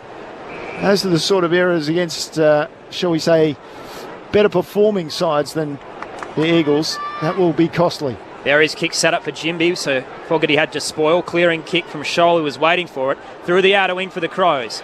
Bounces off Dawson towards Keys. He hands it to Laird, then finds his skipper. Dawson weaving his way through traffic. Hands it back to Fogarty, and then squares it up to Scholl. Everywhere in this final quarter. His kick into the centre circle finds Hinge. They'll look to switch now. Broadcast wing is empty. Out to Butts. Dinked it, little shallow for Michael Annie. He's put him under the pump. Kelly closes. Got a handball out to Smith. Back to Butts. This time the delivery is a little better for Fogarty, but Sheed collided with him. Knocked him out of the jump. McGovern at the back uses Duggan for Walich Murrow. Then Darling retreats to Ryan. Back to Hoff, who's darting his way around trouble. Spears it up the broadcast wing. Too high for Cripps. Hinge at the back for Guana. And he kicks it nicely to Laird. So the Crows just controlling the tempo at the moment. They're up by 80. Sunday footy on ABC Sport. Berry in the corridor, then out the other side. Mark taken by Scholl. And then wide he goes for Dawson. Skipper is just at half forward. Inside 50. He looks for Walker. He couldn't get up high enough to take it. Kick was, to be fair, a little bit high, so a turnover. Now it's pushed across the goals by Barris to Duggan, and then in turn to Hoff. So he's in the left back pocket, and the Eagles going nowhere fast at the moment. Clearing kick towards the broadcast wing. Sheed nearly reeled it in. It was an excellent attempt at the mark as he pushed off Smith. Just lost it as he fell back into the turf, but the Eagles have given away a free kick now as it ricocheted towards the boundary line, and the offender was Dewar, the sub on for the Eagles with Witherden out. Smith, the recipient, he'll bang it into the 50 for the Crows. Fogarty came late. Crunched McGovern. And off hands, it rolls over the boundary line, 25 out. Liz Walsh downstairs. Yeah, we saw Keane slip on the grass just a moment ago, and from ground level I can tell you we're definitely starting to get some dew appearing on the grass, and the temperatures are definitely dropping too. But at least it's not raining. Ball comes back into play. Walker bumps off his fellow ruck in that situation, gave the hand pass out to Rochelle, skies his left foot across the arc of 50, and as a result sets it up too far, and well taken by Dewar on debut with the mark, flares it wide to the eastern side. Hunt with the ball, back into Kelly at the point of the square at half back for the Eagles. He goes centrally with his kick. Laird did enough to put off Duggan, and as a result the ball almost turned over. They go back to half back. Barris involved, and then wide by McGovern. Both teams are trying to maintain possession, aren't they, and play precise football, but it's going nowhere. Turnovers, short kicks, going straight back over their heads. Cole has the footy and he pumps it through the broadcast wing. Pat converges and off hands front and square with Sheed. Bit of a fumble at his bootlaces. Picked up by Michael Annie. Thrust a handball out of there. Ricocheted off Smith to ball ace. Then Scholl and now Nankervis can kick through defensive 50 to Dawson, who's had an excellent afternoon here at the Adelaide Oval. He's got a beautiful kick. Disposal number 27 made its way to the outer side. Marked by Keane, who uses Scholl and pops it over the top to Berry. Can turn from Jimby and go. Open Paddock. Kicks it up to left half forward to Keys. Closing was Hunt, so stand the mark and hold things up for a little bit. Keys points long. Booms it in. Sitting up. O'Brien got some space in front of Bailey Williams, and the big man plunks it. 25 out, 45-degree angle to the left. What do we do here? Can he make the distance? Oh, he's got a perfect record this season. He's kicked one goal north. There you go. It's not a matter of the distance, I reckon. It's probably the accuracy. He's a bit hit and miss, Big O. Look at Josh Rosselli on the side. He's all on his own. He did look at him to say, handball it. O'Brien's backing himself. Very methodical approach. Head down, leans back into the kick. He's got it! Never in doubt. Oh, the crowd gets excited about that, Aaron. I think they're with us with that ball drop. But that's what potentially Riley O'Brien's been missing this year, is getting back and helping support both forward and defence, and a great contested mark. And that's why, you know, some of the best rucks in the competition, like Max Gawn, are the best, because they can do that week in, week out. It's truly a unique ball drop. I think when you're talking to young school kids, you go, hold it like a rocket, straight up and down, and Riley O'Brien does exactly that. The distance was probably just on his limit. Good finish. 12th individual goal scorer for the home side. They're up by 86 once again. 19-9, 123 Goanna to Walich Marawa's 5-7-37. 9 minutes into the final term. Corresponding game last season, it was the Crows 27-12, 174 to 84-52. So 27 goals. 174, 27-12, 174. Ball ricocheted out of the middle towards the Crows end of the square. Jones was taken high and a tackle by Keys. Now he plays on, goes down to half forward. Nankervis up there for the Crows with a nice mark. He'll flare to Jones, out by himself on centre wing, can play on if he wants. He hesitates. Now he's got an option back, but nobody in the corridor. Dawson points down the line, and that's where he goes. Near the interchange gates is Hinge, who now plays on. I don't know if he saw Marek out of the corner of his eye, but his kick forward was good for Walker. He swings onto the left foot, into half forward, and not quite for Keys. I think it came more off the inside of Walker's foot than he'd planned. And Keys diving, couldn't pull the ball in. Ball out of bounds, about 35 around from the goal face. And for the second week in a row, I should say, Aaron, well done. Very close with the attendance figure again. You said 40,000. What did we get? 40,965. Toss back in, O'Brien won it down. Landed in the lap of Hunt, who clears it up and under towards the left half back for the Eagles. Rising Nankervis misread the drop, becomes the tackler on Marek. Hinge got it out to Crouch, who handed it to Jones, shrugged the tackle of Duggan, hacked it into the 50 for the Crows. Going to the deck was Chesser, left Rochelle all alone, stood up, tackled by Jones and caught. Free kick to go the way of Walich Marawa. Excellent effort there from Jermaine Jones to hold things up. What was a really dire opportunity there. The Barkindji man, one of 4 Indigenous players, as he kicks to right half back. A little errant. Pack was there, 3-on-3, and off hands it goes over the boundary line. Guana lead by 86. And they're the moments of Josh Rochelle that makes fans and probably potentially his teammates so frustrating. Just that extra swagger about him. Need to just be able to execute that handball to a teammate. Just a goal apiece in this final term thus far. Umpire spots a free kick off the ruck contest. It will go to Riley O'Brien. I can guarantee this is too far out for him. He's 50-odd, 51, 52 metres, the man on the mark. O'Brien sends it about 25 from goal. And taking the mark there is Jack Williams, fairly comfortably, almost uncontested for the Eagles. He flares it out into the pocket. And Duggan with the mark, who goes back to McGovern. As an opposition, you'll allow this all day, every day. If they're going to have 3 or 4 possessions and transition sideways as their 5th kick goes back almost to the square, 5 or 10 metres out from Adelaide's goal. So just ping-balling between left and back pockets. Finally, they launch one through McGovern out of defensive 50. Target was Duggan. The Crows converged and sandwiched him in the air. Big fist from Butts, knocks it over the boundary line. Funny story over the last couple of weeks, Jamo and Ebbs, about the competitive balance review and the Melbourne clubs giving West Coast and Freo stick because they get 12 business class seats to make up for the 62,000 kilometres they travel per year. As it's tossed back into play, Crouch becomes the tackler and holds up Yo. But clearly, the home to away form of West Coast right now, this is a young team. I understand it's still midway through the season, but it's playing a factor. Out of the stoppage, Crouch was tackled without it. Yo brought him down. Free kick to the Adelaide midfielder. In his range, you'd think as well. Man on the mark will be 47 out. He'll hand it to his skipper, Jordan Dawson on the left. Loads up. Just set up on the behind line and knocked through for the minor score. 19-10, 124. Guana lead Wailach Marawa 5-7-37. So still 10 minutes to play. Hey, Ebony, you probably know this a bit more about modern travel in the AFLW. What's it like not being a Victorian club? It's funny you say that because an outrageous call. We actually played West Coast Eagles in our final game last year in round 10, and I remember chatting to the girls later when we were at Melbourne for an AFLPA Awards. It is absolutely ridiculous that they don't have any more home games.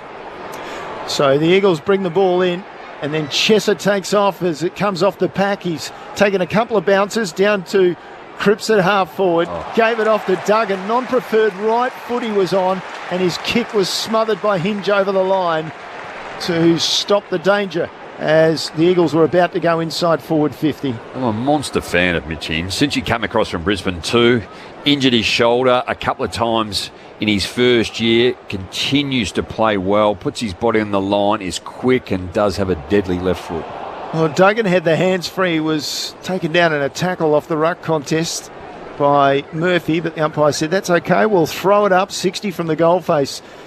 The Eagles in this final quarter attacking the northern end of the ground, which is the Cathedral end of the ground. Off the contest, it came to Dawson, just got it to Berry, who ran through McGovern and then gave a hand pass to Walker, forward hand pass to Murphy, followed up by Berry, inside 50, kick just intercepted by Jones, got back and did well. Outstanding effort. Raced all the way back to cut it off, but his kick wasn't too good. Trying to find Cole across defensive 50, did well to make amends. Gathers and hands it to Marek, arches the back and kicked to no one. Up the broadcast wing, only found Michael Annie sliding in. He squares it up to Scholl as Adelaide go back inside 50. Kick to Fogarty, 2-on-1, he's outnumbered. Brought it down, Rochelle was waiting, pounces, snaps and goals. Showtime Rochelle has 2. The Crows lead to a game-high 92 points. It's currently their second biggest victory over the Eagles. Could be more, there's plenty of time to play. And in terms of scores, it's currently their 6th highest against West Coast in history. 1910-130, I should say. No, let me get this right. 2010-130 to 5-7-37. 15 minutes into the final term. Sunday footy on ABC Sport. Your experts, Rod Jamieson and Ebony Mariner. Well, West Coast are a powerhouse club, and they have been for such a long time. And they have, look, they're struggling, and it's well documented as to why and how for the last 3 or 4 years. But their travel schedule is brutal. I don't know whether you can allow them more home games than what they do, but to Fremantle as well, those two teams that have to travel around Australia and the distance they do is incredible that they do play as good a football.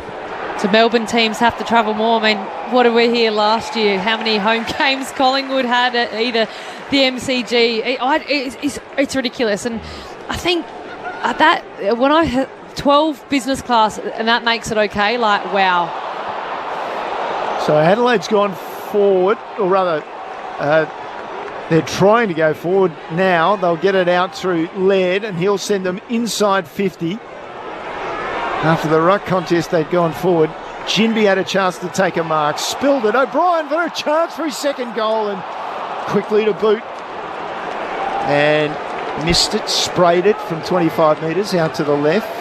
94 is the margin in favour of Adelaide. 2 big wins, as I said last season, by 122 and by 45 over the Eagles. So whilst we were gas-bagging too, Adelaide went from defence to forward. Mitch Hinge laced out Josh Rochelle, dropped a chest mark. McGovern goes long out of the defensive goal square. Was trying to get it to Jack Williams, and he's edged out of the ball dropped by Nankervis, so tumbles its way over the boundary line. We're with you essentially for the next hour, so Liz has a good track record of getting in both rooms, try and get some reaction. No pressure. The Crows and the Eagles. Not sure if they'll stick around after this, but 0437 774 774 is the text line. Toss back in. In the ruck was O'Brien, won it down to Keys, releases Jones, hooks it around the body, charging out was Rochelle, fisted away by Ryan, playing defender for the Eagles, and comes out to Kelly, who swings through a couple of tackles and kicks beautifully to Marek. Gets it back, does Kelly, and hands it forward to his skipper in Duggan. Long left towards half forward, hits Darling. Great kick. Back with the flight, perfectly weighted delivery. Takes it 45 out. It's in his range. Darling didn't look too confident, but eventually goes back on his line and will take the set shot. I think it'll be right on his measure too. He's just got that little pitter-patter run up. Doesn't really swing through with huge momentum. Mark Keane was wanting to play on because he was navigating if he was going to flight that arc. So Jack Darling, the 31-year-old, 4-time leading goal kicker for the Eagles. Oh, there it is. One of 9 premiership players tonight. Wobbler, awful kick, was touched. Got too close to the man on the mark. Keane got a hand in there and drops shallow in front of the goal square. Players converge and Waterman's tackled by a couple, so not his best there, Jack Darling. Well, he got the run up right, and then he took a couple of 6 stumbling steps. Strong from Jack Williams to edge O'Brien out of the ruck contest there, and Harley Reid charging by, just couldn't control the footy.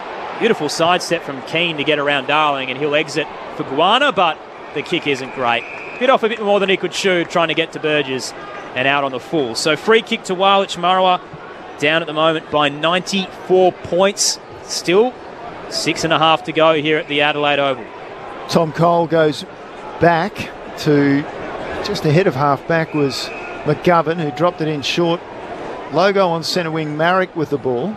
So Marek goes across the ground, slightly back. So the back end of the centre square. And Ryan, haven't called him much this afternoon. He drops it up forward. Gee, that was a strong mark in the end taken there by Jack Williams. He was under pressure. Still there. Going inside forward 50 now, and a spearing pass, and it was dropped. Got hands to it, Yo. Ball on the ground now. And diving on it was Chesser, but meanwhile, in come the Crows. Schonberg was involved. The hand pass went forward to Dawson, who didn't have anybody in front of him, so he retreated. And they go all the way back to half-back. Dawson with a hand pass wide for Scholl, and then for Hinge. The mark is at half-back. Boy, this game is slowing down. Please, can we ring the siren now? He was actually normally pretty good, Jordan Dawson, with his vision, and Hinge as well with his kick as he put that out on the full. He actually had Taylor Walker, but it would have had to been a piercing 50-metre kick over the top, and he would have had all the space of the forward line. Jamo's been pumping up Mitch Hinge all afternoon, and he's just mozzed him there. So out on the full, free kick to Walich Marawa, bang on in front of the Max Bashir stand. Jimby Gee, that's a rocket towards the 50. Reid!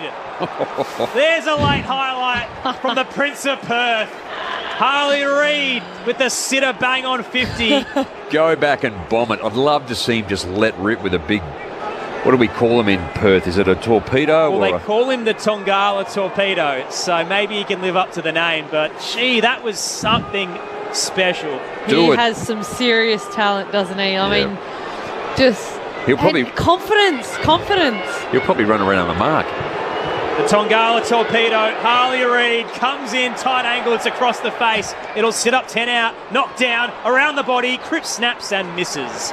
Minor score moves Walich Marawa to 5-8-38, trailing by 93 points, 20-11, 131 Guana. Time on in the final term, Sunday footy on ABC Sport. Quick exit from Adelaide to the outer side. Poor kick. Intercepted by McGovern. His forward hand pass wasn't great for the Eagles. Adelaide forced it clear. Schonberg, his hand pass wasn't great. Set it up though. Nankervis able to pick it up. Oh, he gave it to Jones. Didn't give him much of a chance. Jones was good enough to get it and give it back to Nankervis. Blind turn, then went with his left foot. Good kick. Schonberg just behind centre wing. Numbers in front of him. He finds Murphy. Front end of the centre square now. Murphy's got a chance. Flares wide to the lead of Walker. Barris came late, knocked it away, and he gets it and hand passes it inside for the run of Chesser. Forward hand pass then to the debutant in Dewar. Dewar looking up towards 50. Darling came from behind, but it was well done by Butts, and then down it came to Dawson, who received the hand pass from Keane. He was pulled down as he kicked the ball over the sideline. The umpire says, no, that's good enough. Throw it in. It wasn't insufficient intent. Yeah, West Coast players aren't happy with it too, I think. Great tackle by Waterman, the pressure he applied. Toss back in, O'Brien charges forward away from Williams and tapped it straight to the Eagles' big man. He paddles it to Kelly, off a step, launches it towards the goal square, cleared the pack. Waterman's waiting, trying to gather, he just can't reel it in at his fingernails and comes down towards Jones. Pushed as he kicked, but managed to find Keys, put down the uncontested mark. And swarming and chasing him down is Ryan, wrapped him up, and the ball ricochets over the boundary line to be tossed back in. They're going to pay a free kick for deliberate there, Crossy? Sliding. Taking someone's legs, I think, is it? Yep. So Schonberg was the one who knocked it over, skidding in. And the free kick will go to Walich Marawa. Jones switches through Cole, out wide to Rotham. Long ball into the 50, and Dawson's waiting again. What a match he's had. The skipper, Jordan Dawson, 3 goals, 31 touches. Adelaide are out. Dropped it over the top for Crouch, who went down the half forward. Walker got rid of his man. Inside 50, plenty to aim at. Burgess takes it 30 out. Was absolutely cannoned into by Sheed from behind after he'd taken the mark. The umpire will advance it to the goal line, and it will be goal number 21 for the Crows. And Sheed has busted open his nose as he crashed into the back of Burgess. It's unfortunate too, isn't he? He just knew whether there was 2 options for Adelaide to go, and Dom Sheed just put his head down. He was committed, and in doing so, he's given away a 50, so it'll be an absolute goal for Adelaide, but here comes Dom Sheed with plenty of blood coming out of his nose. No doubt for Chris Burgess, straight in front at that River Torrens end of the ground, has no problems. And Adelaide move along to 21 goals, 11, 137. And the Eagles 5-8-38. It's the last game of Sir Doug Nicholls' round, and it's been a painful one if you're a fan of Walich Marawa. They're 100 points down. Dom Sheed's put his head down, and he's actually ended up second best there. Might have a broken nose to head back to Perth with. Oh, on that 5-hour flight, maybe he might get business class. Probably deserves it. So 99 points is the lead for Guana. Just over 2 minutes remaining. Just to put West Coast out of their misery. Absolute thumping at the Adelaide Oval to wrap up Sir Doug Nicholls' Indigenous round. And they're going to get a warning here too, West Coast. 666. On the text line, Dazza says, enjoying the broadcast whilst holidaying in Lakes Entrance. Go Crows. Lakes Entrance? Is that Victoria? Yep. In the middle, O'Brien taps it down and towed forward by Laird. I feel like it's something out of the castle. Rolls its way to Keys, couldn't control it. Ricochets out to Chesser for the Eagles. Uses Ryan, then Kelly. Releases Reid. Spent it before he earned it. Racing away without the footy. Berry can gather, but he's mowed down by Jones. Great run there from the Eagles youngster. And the free kick at left half back goes the way of Jermaine Jones. He looks to send it dangerously on the 45 inside, but it just worked over Rochelle to Ryan. Racing through the broadcast wing. He was tackled as he kicked it, and it's impacted the delivery.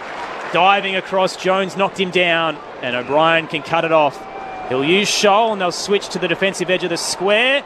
Lingered a little long in the air for Murphy, and he's been paid the mark as he's cleaned up by Darling. So Kawana have the footy, left half back. Liz Walsh is downstairs. Dom Sheed still in the hands of the doctor there, trying to stem the flow of the blood from his nose. I wouldn't want to guess, but I would suggest his day's done today. So Murphy went wide to Borlace, and Borlace down the line on the eastern side, and there was a Burgess with the offender there, so Eagles will come the other way. Jones goes across the ground, across the centre square, and straight away the tackle made, and the umpire says we'll hold it up, and that was very fortunate there for Chesser as he was tackled by Jones. So ball up close to the centre circles. We count down to the final siren. It'll be a huge win for the Crows and a great lift for them going into the back half of the season. They moved the ball forward again, but Kelly got the ground ball for the Eagles off to Ginby, and then wide he went for Rotham. A hand pass forward. In fact, it's Cole running out there, and he runs on again on the eastern side. Inside 50 was his kick, and Waterman came at the ball, and the Crows got a hand up again, and Keane picked up the crumb straight across the goals to the broadcast side to release Keys, who takes the mark just outside defensive 50, backs up. He's going to take his time. Dying seconds of the match. It's a great kick by Mark Keane. Ben Keys heads it up the broadcast wing to Fogarty. Maybe one late goal for the home side. Hits up Burgess at the attacking edge of the square. Long ball towards the top of the goal square. Siren will beat them. They won't mind. It's an emphatic win. The Crows season has a heartbeat. Goanna kickstart a favourable month of fixtures with a demolition over Wailach Marrowa at home. They win by 99 points.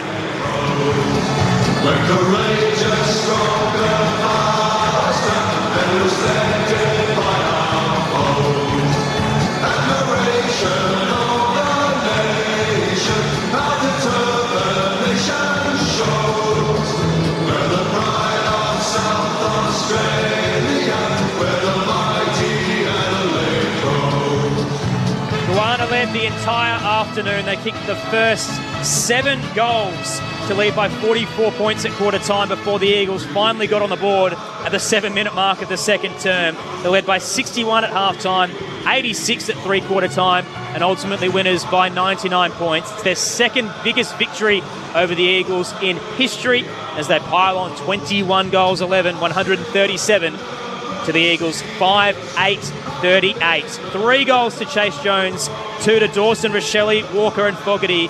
Goanna winners their 4th victory of 2024. Yes, the pride of South Australia, where the mighty Adelaide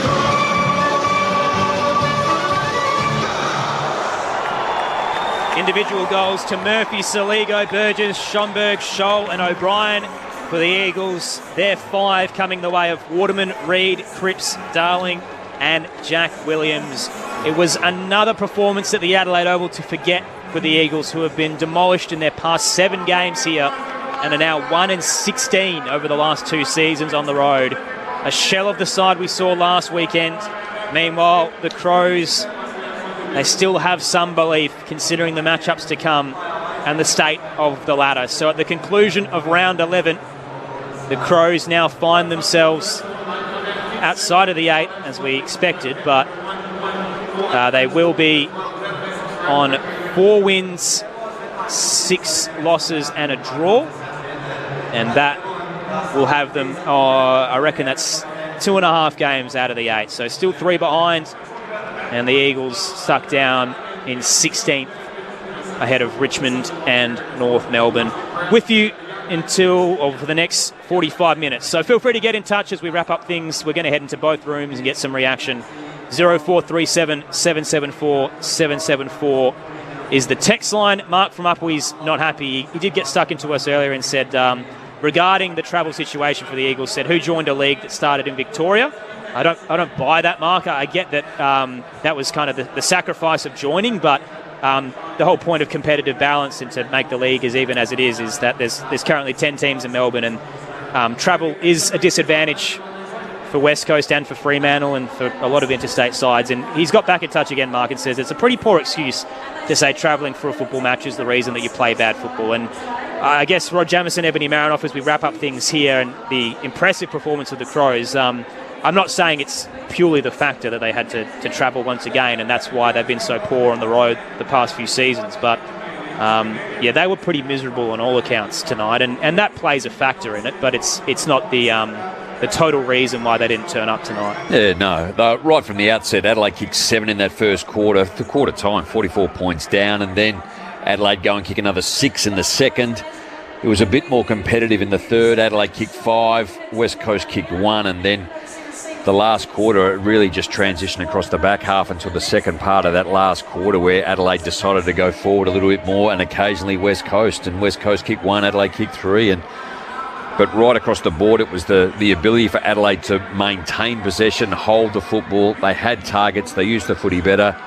You know, you looked at Darcy Fogarty, just worked his way up and down and across the ground to get back and do what he did. Taylor Walker always looks good when he leads forward and probably at his best.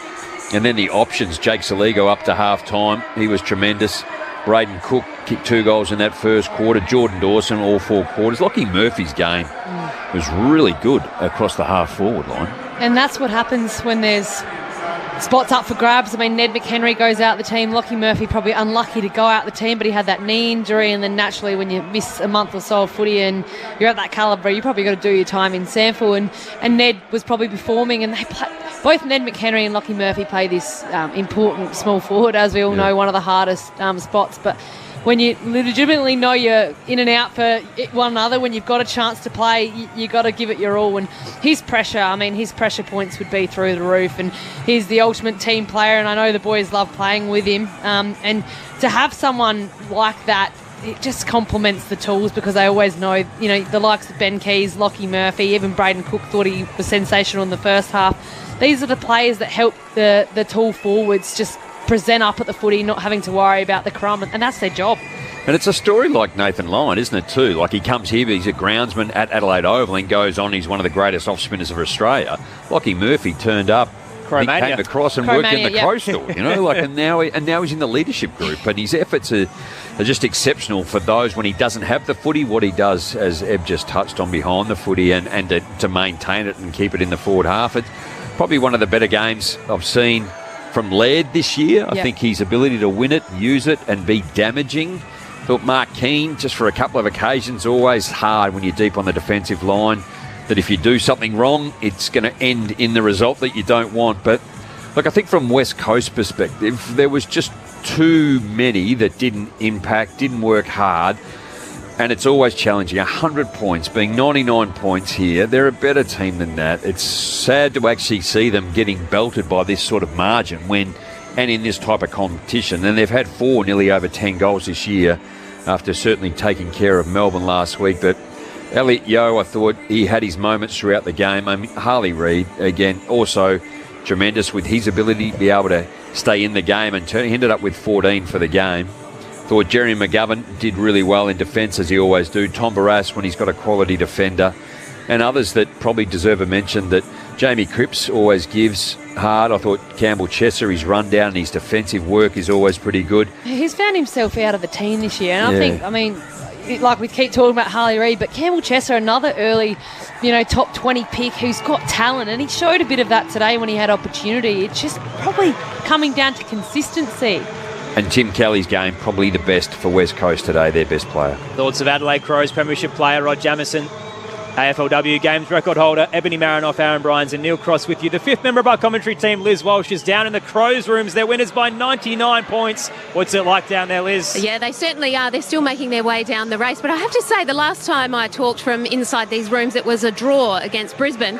And so now to have a 99-point win, here we go. Jordan Dawson is leading them into the rooms. And I have to say, it's a packed rooms tonight. There are sort of family and friends that probably go 4 or 5 deep back through the change rooms here. So a really packed rooms for a Sunday twilight game. And I can see Jake Saligo, he's got a smile on his face despite being subbed out at half-time. And the gorgeous kids of Taylor Walker coming into the... Oh, and Ben Keys is just walking past me with his coral-coloured boots on as well. Big talk about that in the game tonight. And Chris Burgess, great for him to see him in the middle of the circle for his first win in Crows colours. So here we go, just getting ready now.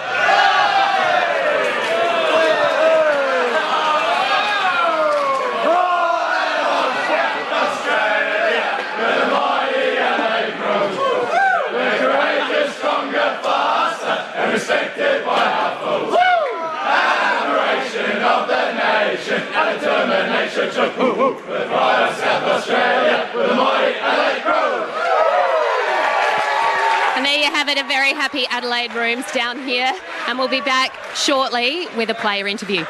It was a win they just had to get.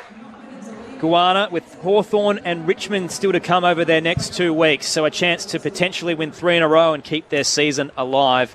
Now with 4 wins, 6 losses and a draw to their name, so finding themselves 2.5 games outside of the 8. And Jamo, it's was it as close to a complete performance as you can manage? I understand the quality of the opposition, and I don't want to knock the Eagles too much because they knocked off Melbourne last weekend and we know what they're capable of, but obviously it's not a finals contender that they've beaten, but they've done so emphatically at home.